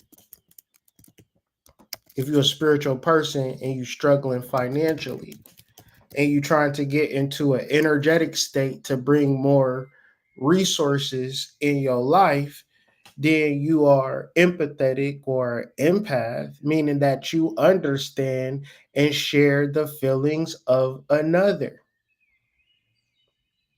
You understand and share feelings of another. So, one's in the chat if you feel yourself as an empath. And if you feel yourself as a spiritual person and an empath, then you have no reason to be broke because you understand and share the feelings of other people. Therefore, if you can understand why they need a specific thing and you could like get under their skin and say, oh, you need macaroni and cheese. You need some witch hazel. You need some mugwort. You need a peach soda. I don't know, but you're an empath. You feel other people's feelings, then there is no reason why you should be broke. And if you are a spiritual person and you are an empath, then the reason why is because you don't think about other people. You only think about yourself. So opulence isn't just wanting good for yourself, it is wanting good for everybody. And if you think about it, if you have a business and you don't want good for your customers, do you think your customers is going to come back? If you don't want good for your subscribers, you think they're going to come back to your YouTube channel? You don't even care about people that follow you on Instagram. You just be posting for yourself. You post shit that you like. You post places that you been, but other people is watching it and you was like, damn, why can't my Instagram grow? You don't post for others. You post for yourself. You don't even post content that another person would like. You ever did no market research. You don't even care. You didn't even think about it. You post content that you like. Otherwise, it don't grow because everybody not you. You got to get under this. You an empath. You an empath. You tell people all the time, I'm empathic. I'm an empath all the time. I feel what people feel, so that's why I can't never deal with people. You can be an empathic and figure out ways for which you can connect to other people through meditation. You don't know, but you can know. You could ask your soul to teach you, to show you how you can help others. And when you figure it out, when you receive the message, you step two, you move with faith. So it's a way to operate as a spiritual person when you have a business. Because even if money don't come from this business, you'll start another business and money will come from that business. Faith is as faith does. So once again, at an energetic spiritual level, before you start the day, are you starting the day with faith? because faith might operate in going to the library and learning something that can assist you in moving further. And the reason why I say the library, because sitting in your house is too many triggers, emotional and physical and mental and spiritual triggers for you to shift the energy. You'll go right back to rolling up, or you'll go right back to going to the refrigerator, or you'll go right back to jerking off. You'll go right back to whatever comfortable to you, and that's just that.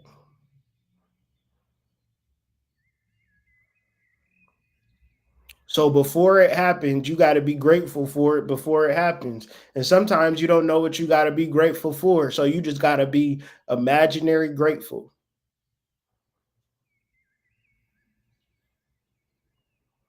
And great, sometimes people start off at grateful, but once again, I say start off at wanting good for everybody. This is the key to the Aquarian age. Not some of us is going to be good. Not you just going to be good. As long as I'm good, I don't care. As long as I can take care of mine, even though you might not be able to help everybody, you should want good for everybody. And even though you're not connected to everybody, the people that you do connect to, you should want good for them.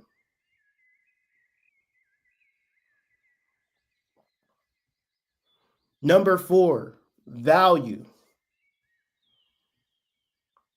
If somebody give you $10, give them $20 worth of value. Now, opulence is the understanding that we live in an infinite environment. The opposite of the opposite is the opposite is thinking that we live in scarcity. We can only get a certain piece of the pie. And then we meditate as if the only amount of money that is ever going to exist in the world is the amount of money that's going to come on your paycheck. But I also need you to think is people that don't work and they do just fine.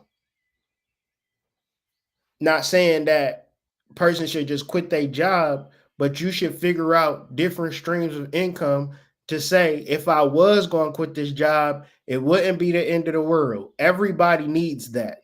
Because if you don't have that, then you are a slave.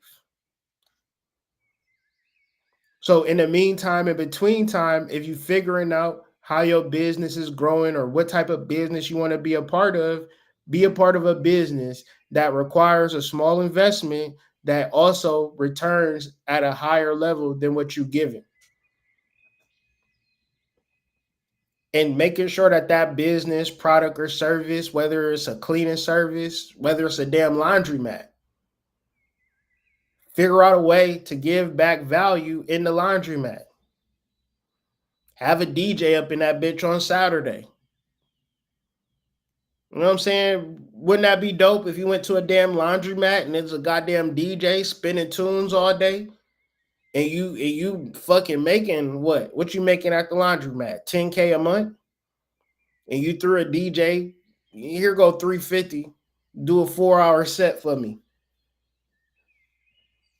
And don't even market it or promote it. Just be a pleasant surprise when niggas come and wash their clothes on Saturday, because you know everybody wash their clothes on Saturday and it's a damn DJ there. The nigga giving out chicken plates. So with Long Island iced teas, you out there washing clothes, getting tipsy, eating chicken wings. Niggas that never go to another laundromat for a day of their life. They not even gonna ever want to buy a washer and dryer. You got DJ spins on the motherfucking 1 and 2s on a Saturday. It's gonna be standing room only. Like, damn, I can't even wash my clothes on Saturday no more. All the fucking washer and laundry mats gonna be fucking packed. They giving out goddamn chicken wings and the DJ gonna be there. But niggas open up a laundromat, just let it sit there and be like, damn, I can't never get no fucking money at my damn laundromat. I don't even know what I'm gonna do. I ain't even got no fucking money coming in. Like, damn, I'm out here struggling, bruh. Ain't no money coming, bruh. It's fucked up out here, man. I gotta get the fuck out of goddamn Cincinnati, man. It ain't no money here. Meanwhile, it's the whole fucking internet. It don't matter where you at. You could be a fucking Tuscaloosa and make money. No matter where you at. That brings us to number 5. You have to align with source at all times. Source is always going to give you what you need when you need it. And if you're relying on anything more than source, most people rely on their negative emotions. Therefore, that's like, oh, it's going on. They rely on their anxiety. Oh, this world's going to end. I'll never be successful. I'll never make it. But then it's like, was you centered? Was you one with source? I was one with my negative emotions. I was one with my negative thoughts. I was one with my negative feelings. I was one with my fear. I was one with my anxiety. I was one with the thought that he was going to leave me. I was one with the thought that she was going to leave me. She was going to give my pussy away. It's not your pussy. It's her pussy. It's not your pussy, bro. She said that because you wanted her to say it. Whose pussy is this? It's your pussy. Like, dog, it's not real. It's her body parts. So you mentally imagined it. And if she woke up in that morning and decided she wanted to do it with Tommy Joe from up the street, but this is what I aligned with, and now my world is over because she did something with her body that I didn't want her to do. I mean, I get it. She said it was bigger, and you didn't want to hear that.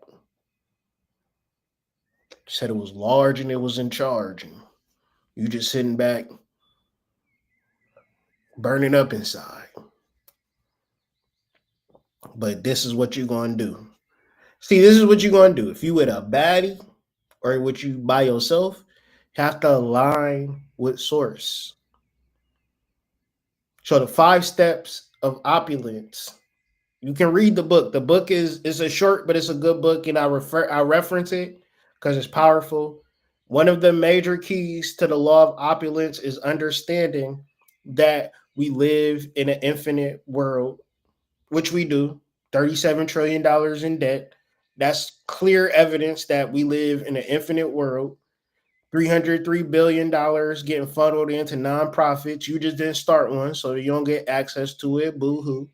Right? But it's the infinite world, whether you know it or not, whether you accept it or not. And I say, goddamn, just accept it. Get it over with. You can't argue with me that this world, we don't live in a world with infinite money. And it's $37 trillion in debt that we have entered into. So with that being said, one good for everybody. Step 1, move with faith. Step 2, be grateful for what you have. Step 3, give back in value for what you was getting. And step 5, always align with source, because source provides this actual world that we live in. No man provides this world. The mountains, the air, the grass, the trees, the plants, the vegetables, the herbs. Some of y'all be eating steaks. God created that cow that you fucking nasty ass people love so much. But especially ones that like it medium rare or rare, y'all a whole nother level of disgust. But that's a whole nother conversation. I eat it for the protein, hood. I gotta get that protein. Knowing damn well you eat it because it tastes good. You like that motherfucking steak sizzled on that goddamn pan with a little bit of crust on it, a little butter, a little salt. I used to eat meat. I know the vibes. Gotta eat it for the protein, hood. So the law of opulence, Wallace D. Models, YouTube, Amazon. The spirit of opulence. This is from Thomas Troward, which he is a contemporary. Wallace D. Wattles, Joseph Allen, um, to name a few, right? This is like the golden age of metaphysical financial teaching, which most people still use to this day because what we know about the system is as a system does. And if you don't understand the system is not new. System is old. So and it didn't never they never changed the system.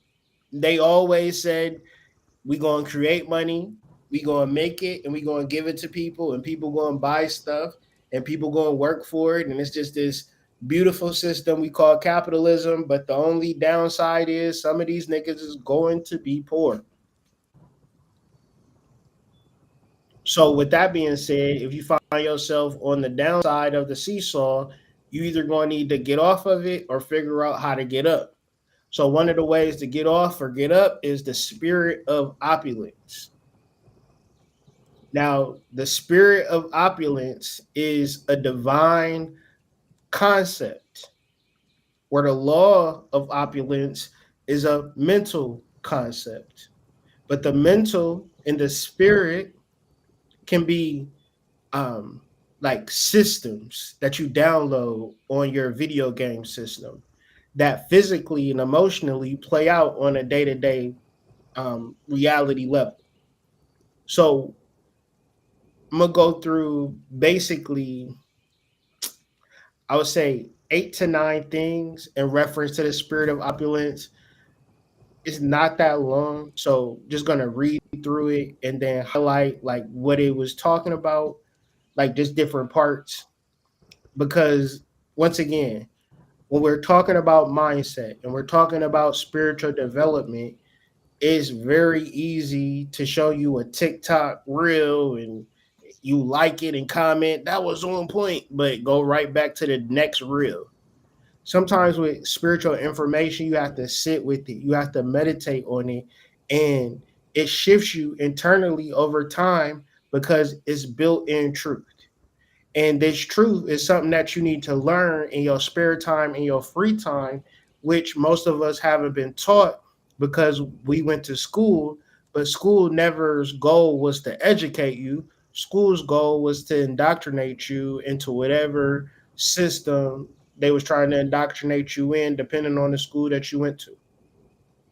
So education of the soul is a lifelong endeavor that we take on every single day because the soul is the living entity within us that is speaking through us. And the only way we can fully access and benefit from our soul, from our spirit, is to be present, right? And so part of this is just learning to let go, any forms of ignorance, any mistakes that we have made in the past, and give ourselves a warm hug and let us know that it's okay because we are spirit, we are soul, and we have the solutions. We are going to move forward in full faith in knowing that the system is infinite. We are timeless beings, so we're not going to run out of time. Part of turning 41 is turning 41, right? And it's like, God damn, that's a real age, you know? So I had to really step back and say, okay, shit now. Let's take this shit more serious than we ever have. Cause I see the value in it as, you know, you know, people don't have these particular knowledge bases to fall back on or conversations that provide clarity into what world we live in and how we could take advantage of it without a paywall or a gatekeeper, things of that nature. So let's start with this. Of course, if we believe that some form of self starvation is necessary to our producing good work, then so long as we entertain this belief, that fact actually is so for us. Whatsoever is not of faith, that is not in accordance with our honest belief, is sin.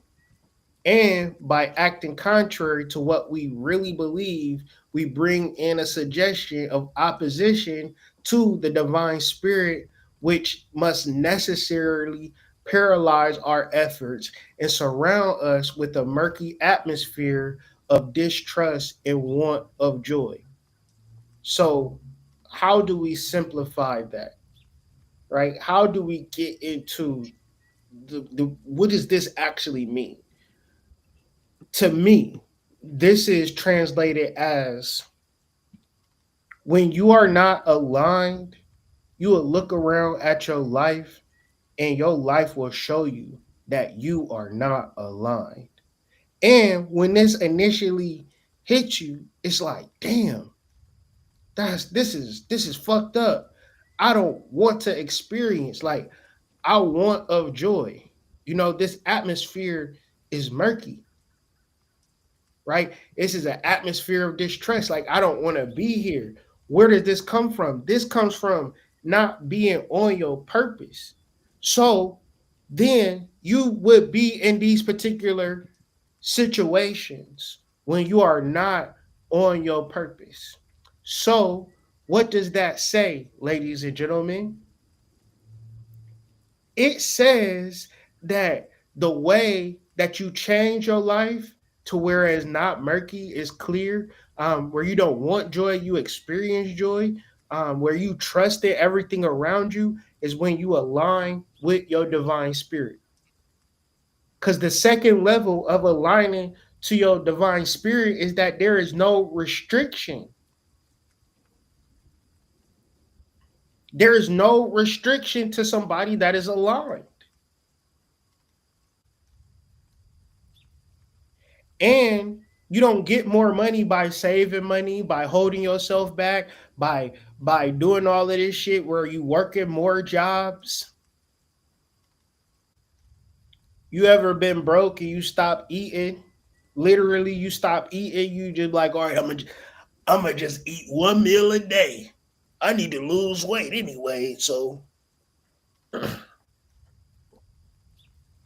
you making all of these concessions. I'm gonna stop. I'm gonna stop going to the coffee shop every day because this 367 really holding me back financially, and so I did the math. A nigga ever did the math and it just was a crazy number? So if I stop buying this coffee every day, I'm gonna like literally save $300 every year. Hood. Oh wow, that's a lot. Like, get the fuck out of here. And it's always like, somebody who's like paying bills, got a car note, you know what I'm saying?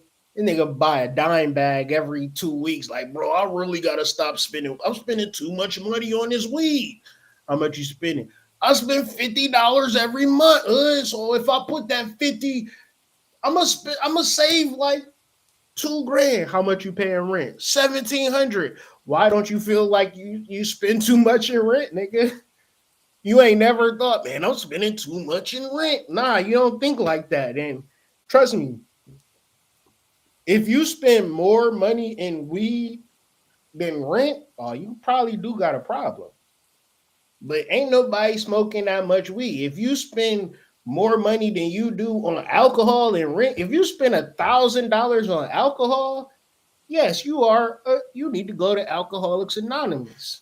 But if you go out on a Saturday and you go out to eat and you done spent $200 and you like, God damn, you just broke as hell. That's the only problem, bro. You not like you go out, you buy some clothes and you come home and you like, damn, man, shouldn't have spent that money, man. I'm immature. No, you not immature. You broke. You broke. You're not wrong for wanting to go out. You took a lady out to dinner, you spent 200, you just driving home. She like, what's wrong with you? Nothing. Ain't nothing. You try to figure out how you gonna eat for the rest of the week. You took this girl out to eat. You know what I'm saying? You spent 200 at Roof Chris. You want to go get a hotel or something? No, it's okay. I'll just drop you off. You can't afford the hotel. You ain't got it. Now, since you ain't got the money for the hotel, That's your problem. You know what I'm saying? So I'm saying this all to say, if you find yourself in a negative financial situation and you're trying to justify it and create space around it, no, confront it. And so, what do I mean by justify and create a space around it? You don't got no money. And so, since you don't got no money or you got low money, you're like, all right, if I get more money, if I just start eating bologna and cheese every day, you're not thinking about this shit right. You got to think about it in a space to say, I don't have no money, but I can do these certain types of things and I can have infinite money and I can buy whatever type of food I want to buy. This is a mindset. So, in the space of you having $200, $300, you can feel like you got $3 million because you know that this $200, $300 is your root and your seed to more money, even if it's just to hold you over while you at the library or whatever you're doing. So it's a difference between, all right, I'm gonna save this money by eating bologna and cheese sandwiches, and I ain't gonna do nothing to make nothing. I'm gonna just save this money, and that's crazy talk. But if you say, all right, I'm gonna save this money while I work on this second business or I work on this group project with these people, and I'm being more smart about my money, I'm budgeting so I can have more, or I could just, like, I know how much money I'm going to have at the end of the year. So if you make $50,000 and you say I'm going to budget so I can save $10,000 so I can have $10,000 to invest in this project, of course, do that. But ultimately, when you are out of alignment with your soul, you just on a certain level of lockdown and you don't even got the solution within you, and the amount of money that you have is just like the end of the world, or the thought of you losing your job is like the end of the world. So a lot of times people work at the job. Oh, I love the job. The job is so great, and then they lose their soul. So many conscious. Oh, I'm telling you, conscious niggas conscious niggas think that their ancestors brought them into that corporate position, and everything that happens within that corporate position is a sign from the ancestors. And then when they fire your ass, where did the ancestors go? Down to the unemployment office, I assume. Now the ancestors want you to get on unemployment now, huh? And I'm telling you, conscious niggas will spiritualize a job in a heartbeat.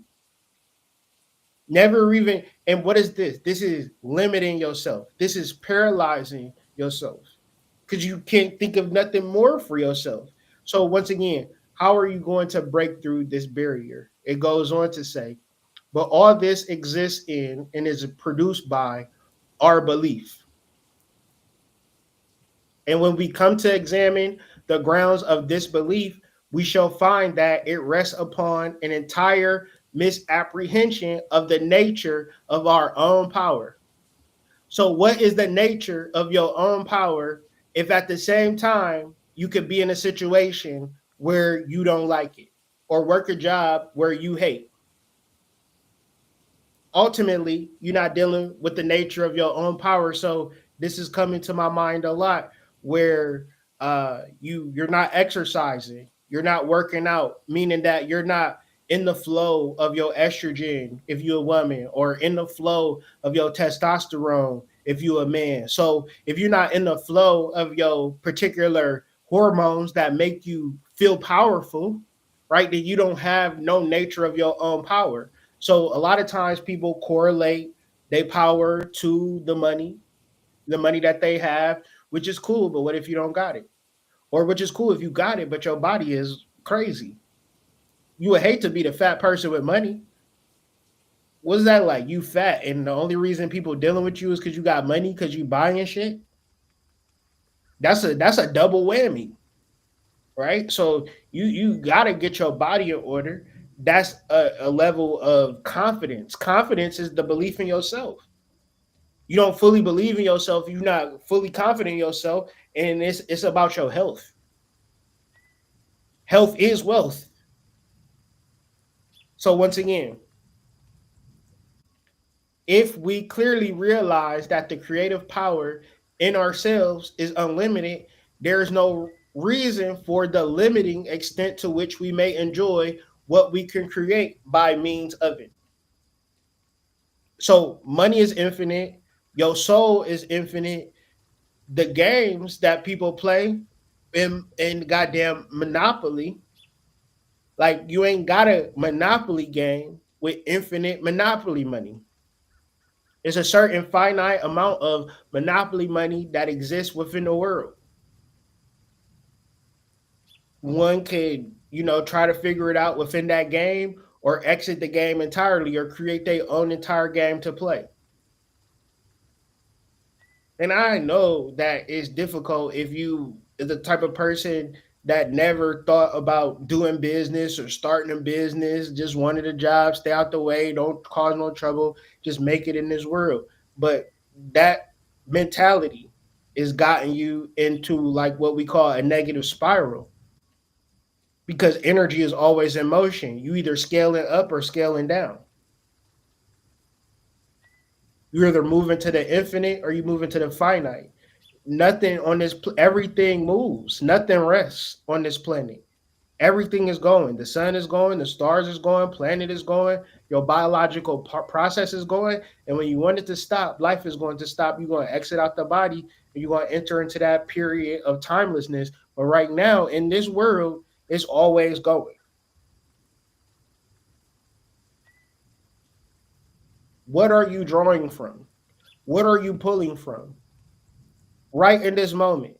Because what you are pulling from, what are you drawing from, is going to create your absolute mindset for how things are going to absolutely be for yourself. Because you are going to then do the things that align with that mindset. So, once again, if you are pulling from the infinite, you are altering your mindset. And once you are pulling from your particular mindset, then you are able to then do the things that you didn't even know you was able to do. This is what we call the work in spiritual communities. And the work is something that the neophyte or the initiate, he don't even know the work that he can't even fathom what he have been coming to this earth to do, what she have come to this earth to do, because she has spent this time in this earth being a human being, being a part of the working class, because you have been taught and basically poured into the fact that you can only do but so much. You can only have but so much. You could get an entry level position. You could be a manager. We can pay you but oh so much. That's a game. Your paycheck, sometimes you go to work and you fucking do a great job. The motherfuckers should throw you an extra 200-300 up in that bitch. Oh, you deserve it. They don't ever do no shit like that, do it. Because it's a fucking game. Because they feel like if they give you an absorbent amount of money, then you ain't going to be their fucking slave. Period. So once again, are you drawing from the infinite? We need never be afraid of taking more than our share. That is not where the danger lies. The danger is not sufficiently realizing our own richness, our own spirit. What is the hypnotism in 2025? The hypnotism is you being comfortable with not being able to travel. You being comfortable not being able to support yourself. You being comfortable not being able to do the things that you want to do for your kids. You being comfortable with not having enough. That is the hypnotism of 2025, 2026, and you need to break that shit. Because the working class people, there is no solution for the working class. It never have been in the history of life. When you get to my age, you see working class people work until they die and never.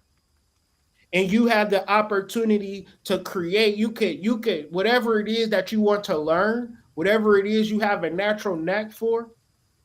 It could be a whole smorgasbord to selling popsicles, to be a fucking Forex trader. I don't fucking know.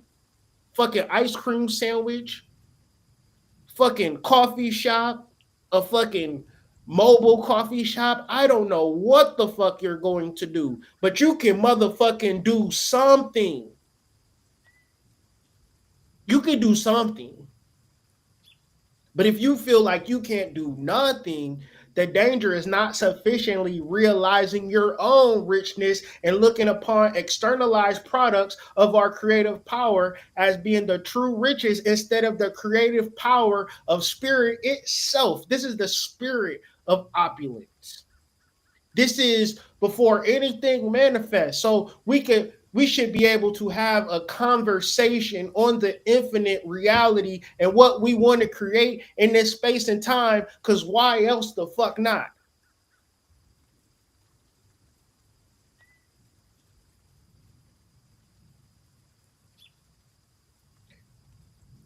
If we avoid this error, there is no need to limit ourselves in taking what we will from the infinite storehouse. So, what does that mean for you? Whatever, you know how beforehand we was in this spiritual community and motherfuckers would be like blah blah blah blah blah blah, and they get all the money ones in the chat, and they got all of the money because they charging everybody thousands of dollars, hundreds of dollars, and it's all going to them, and they be having the nerve to sit and shake your hand and act like they gave you something. Y'all know what I'm talking about? What is true spirituality? True spirituality is that everybody that listened to this video access the infinite storehouse, which is within them, which is of a spirit, which is of a mindset, which is of an action, which is a way of life, which is a lifestyle, which is not depriving yourself of saying, well, I'll never be able to be on a cruise ship. I'll never see the Caribbean. I'll never go to South America. I'll never go to Spain. I'll never live in a nice house. I'll never have any money. I don't even need money. Money is not even real. I don't never want to travel to England. I never want to fucking get a bed and breakfast with my girl in a fucking forest and fucking spend the time out in the fucking, resort and fucking the mountains of fucking Greenland or no shit like that. I just want to be right in this fucking hood, goddamn slanging this weed all day. This is all I want to fucking do.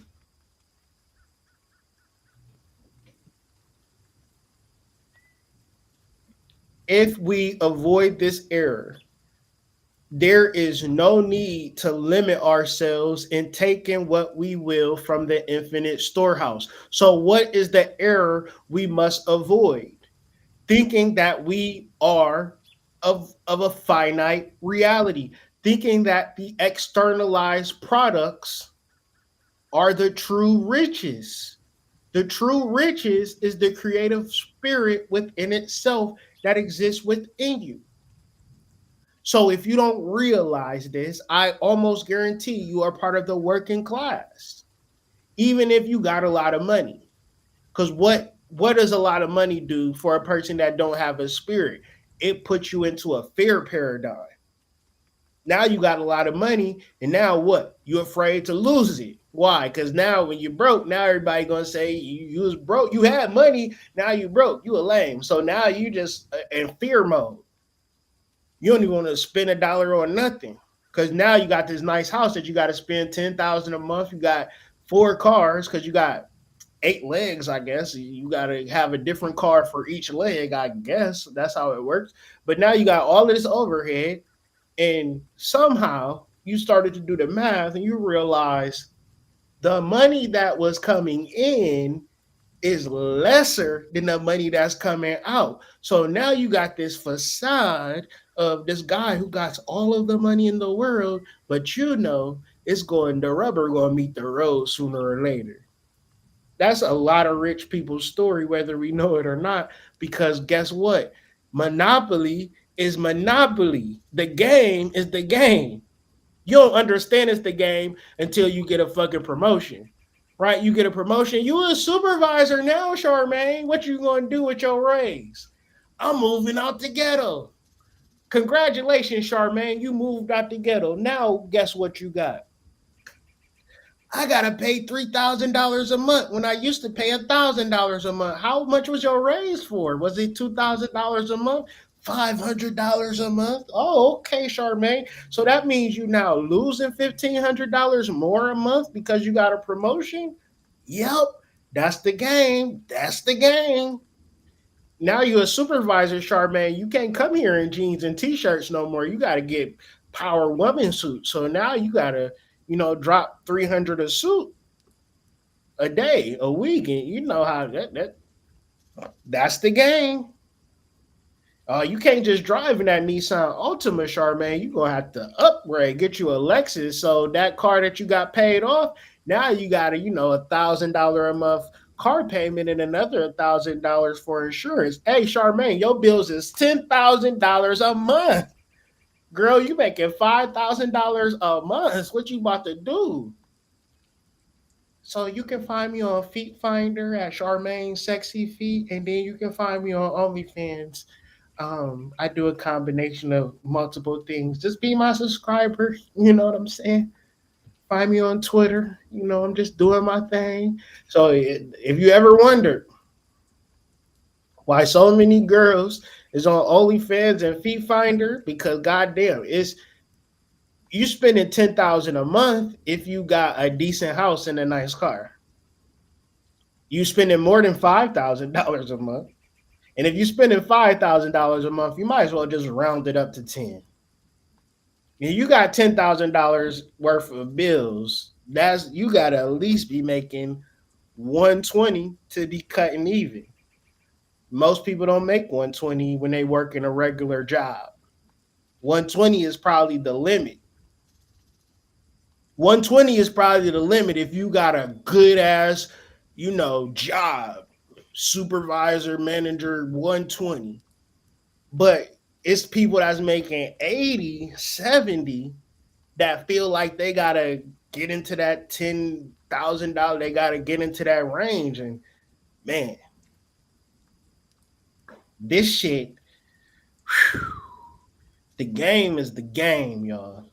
The game is the game. So if you ever get a promotion, you ever upgrade, and you living in the hood, man, stay your ass in the hood. You know what I'm saying? To you, boss all the way up. Because so many of our people is just struggling way more than they need to struggle because they want to live in a certain neighborhood and drive a certain car.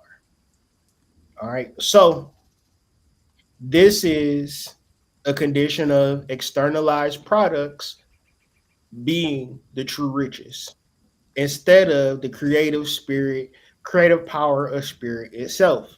So we must avoid this error so that there is no need to limit ourselves in taking what we will from the infinite storehouse, because all things are yours. This spirit of opulence is within you right now. You just not aware of it. You just don't see it. You just never thought about it. I guarantee you felt that riches were something that you were going to find outside of you in a marble home with marble facade and in an island kitchen. But 100,000 years from now, whatever you find to be luxury is going to be not even on the earth no more. It's guaranteed. Because what exists 100,000 years ago? Not even the pyramids is that old. You don't know nothing in this world that we can reference and say this thing is 100,000 years old. It is nothing like that. The pyramids at best 10,000, 15, 20 maybe. Everything is going to disintegrate into nothing. Okay? So get down in this bitch and have fun. How do you have fun? Through joy. Where is joy found out? Within yourself. This is going to alter your mindset to a prosperous, infinite one, because all things are yours. You have not given yourself permission to even say no shit like this. This whole planet is yours. How are you going to access it though? And the way to avoid this error is by realizing that true wealth is in identifying ourselves with the spirit of opulence. We must be opulent in our thought.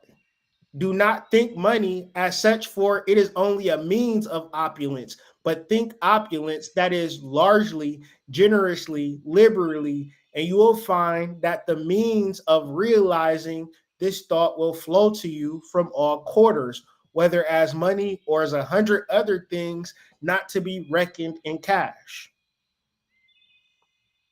So, once again, there are so many ways and so many things and so many opportunities that exist within this world because there are billions of people. And in these billions of peoples is you interacting with what? 20? You gotta really think about it. Maybe you deal with 100 people. Goddamn, you're in a percentage of people who don't know. Like they say, like the most people know is like 80 people at most throughout their whole life. You only gonna know 80 people. So I say this all to say your spirit as a magnetizer can put you into so many different places. Your energy, your hormones, your knowledge, your spiritual acumen. Like it's so many different ways that opulence can flow through you, into you by your mindset. It you can only be surprised. Because what I'm saying is when you align with your soul, you're also saying, I'm ready to be surprised. I'm ready for myself to show me what I can actually be. And this is the only thing that can awaken you is you. And you have to then be able to look at yourself as your own salvation. You have to be able to look at yourself as a fountain of all knowledge. What is the counter to this though? The counter to this is when you look at yourself and say, "Oh, I'm ugly. Oh, I'm kind of fat. Oh, my teeth. I need to get my teeth done. My skin tone. I got acne. I wish my beard was longer. I wish I had. You literally looking at yourself as a human. When you look at yourself as a human, you'll never understand the spirit of yourself. The spirit of yourself is always available, but part of spiritual life is you doing the work. So, in reference to the spiritual teachers that will be in front of you, they wasn't trying to tell you this shit.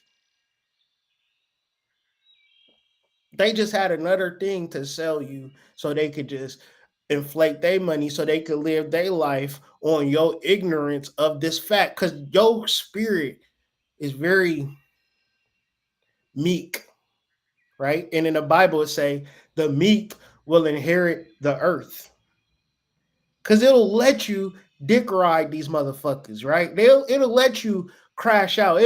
Your spirit will let you fall in love with Terrence ass. Right? You know what I'm saying? Like your spirit just, you ever been with an ain't shit motherfucker? What's in the chat? You ever been with an ain't shit motherfucker? Your spirit was right there the whole time while you was just in this fucking toxic ass, bullshit ass relationship. One's in the chat.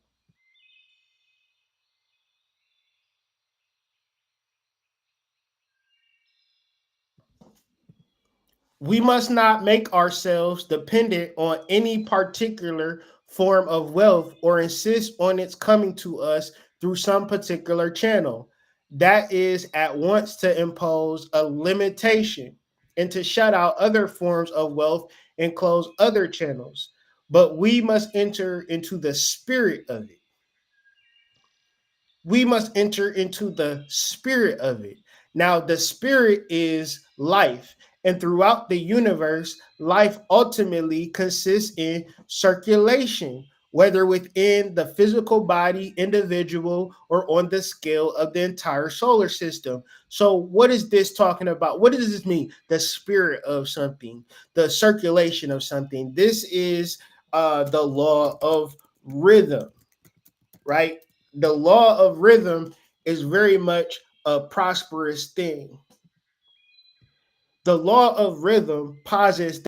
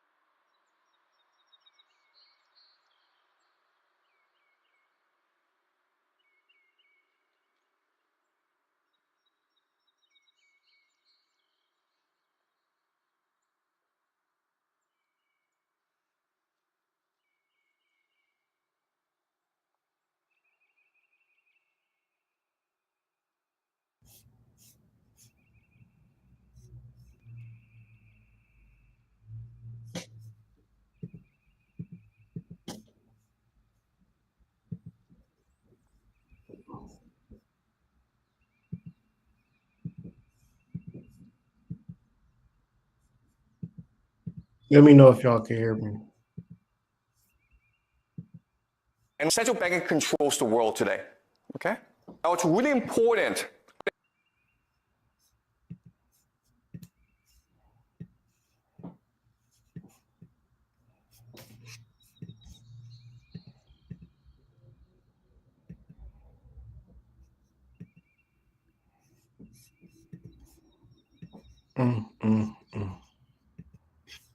One in the chat if y'all can hear me.